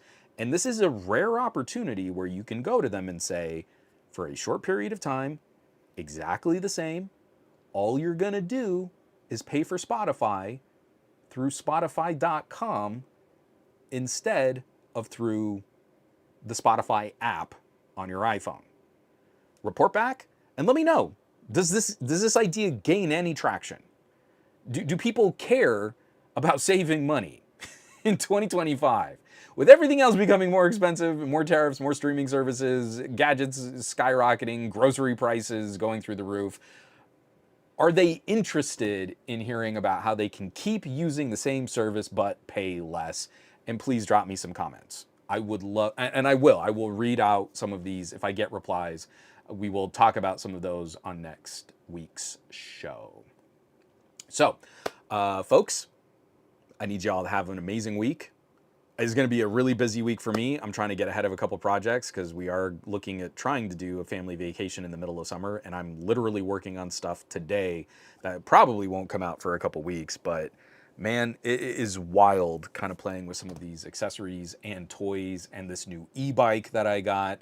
And we have a lot of stuff. It's a lot of stuff that I think will be kind of cool to talk about. Be on the lookout. At some point, I will finish that Xiaomi 15 Ultra camera deep dive. That one it keeps getting longer with every section that I finish. I find something else that I need to add to that review. And and I'm going to have an interview coming out soon too, talking about reducing waste, e-waste, and then trying to create lists for companies that are making products that are really planned obsolete. That was a really clumsy way of saying that. But I think it'll be a really interesting discussion. It's going to be a not-for-profit that's working on sustainability, and I think they've got some really interesting things to share. So that's also going to be another just another thing to keep an eye on. So, folks, stay tuned. Also, thank you everybody that managed to stick out this really long podcast. This was super fun. Folks, I want you to have an amazing week. I want you to do awesome with your technology. I want you to be awesome with your technology. And I'll catch you all back here for another episode of the Monday Morning Tech Chat Show on the SGGQA podcast channel. Be safe. Take care of yourselves. Take care of your mental health so that you can keep taking care of others and be that amazing tech neighbor that I know you can be. And we'll keep these conversations going because they help me out and I hope they help you out too. So be safe. Take care. I love you all. And I'll catch you back next week.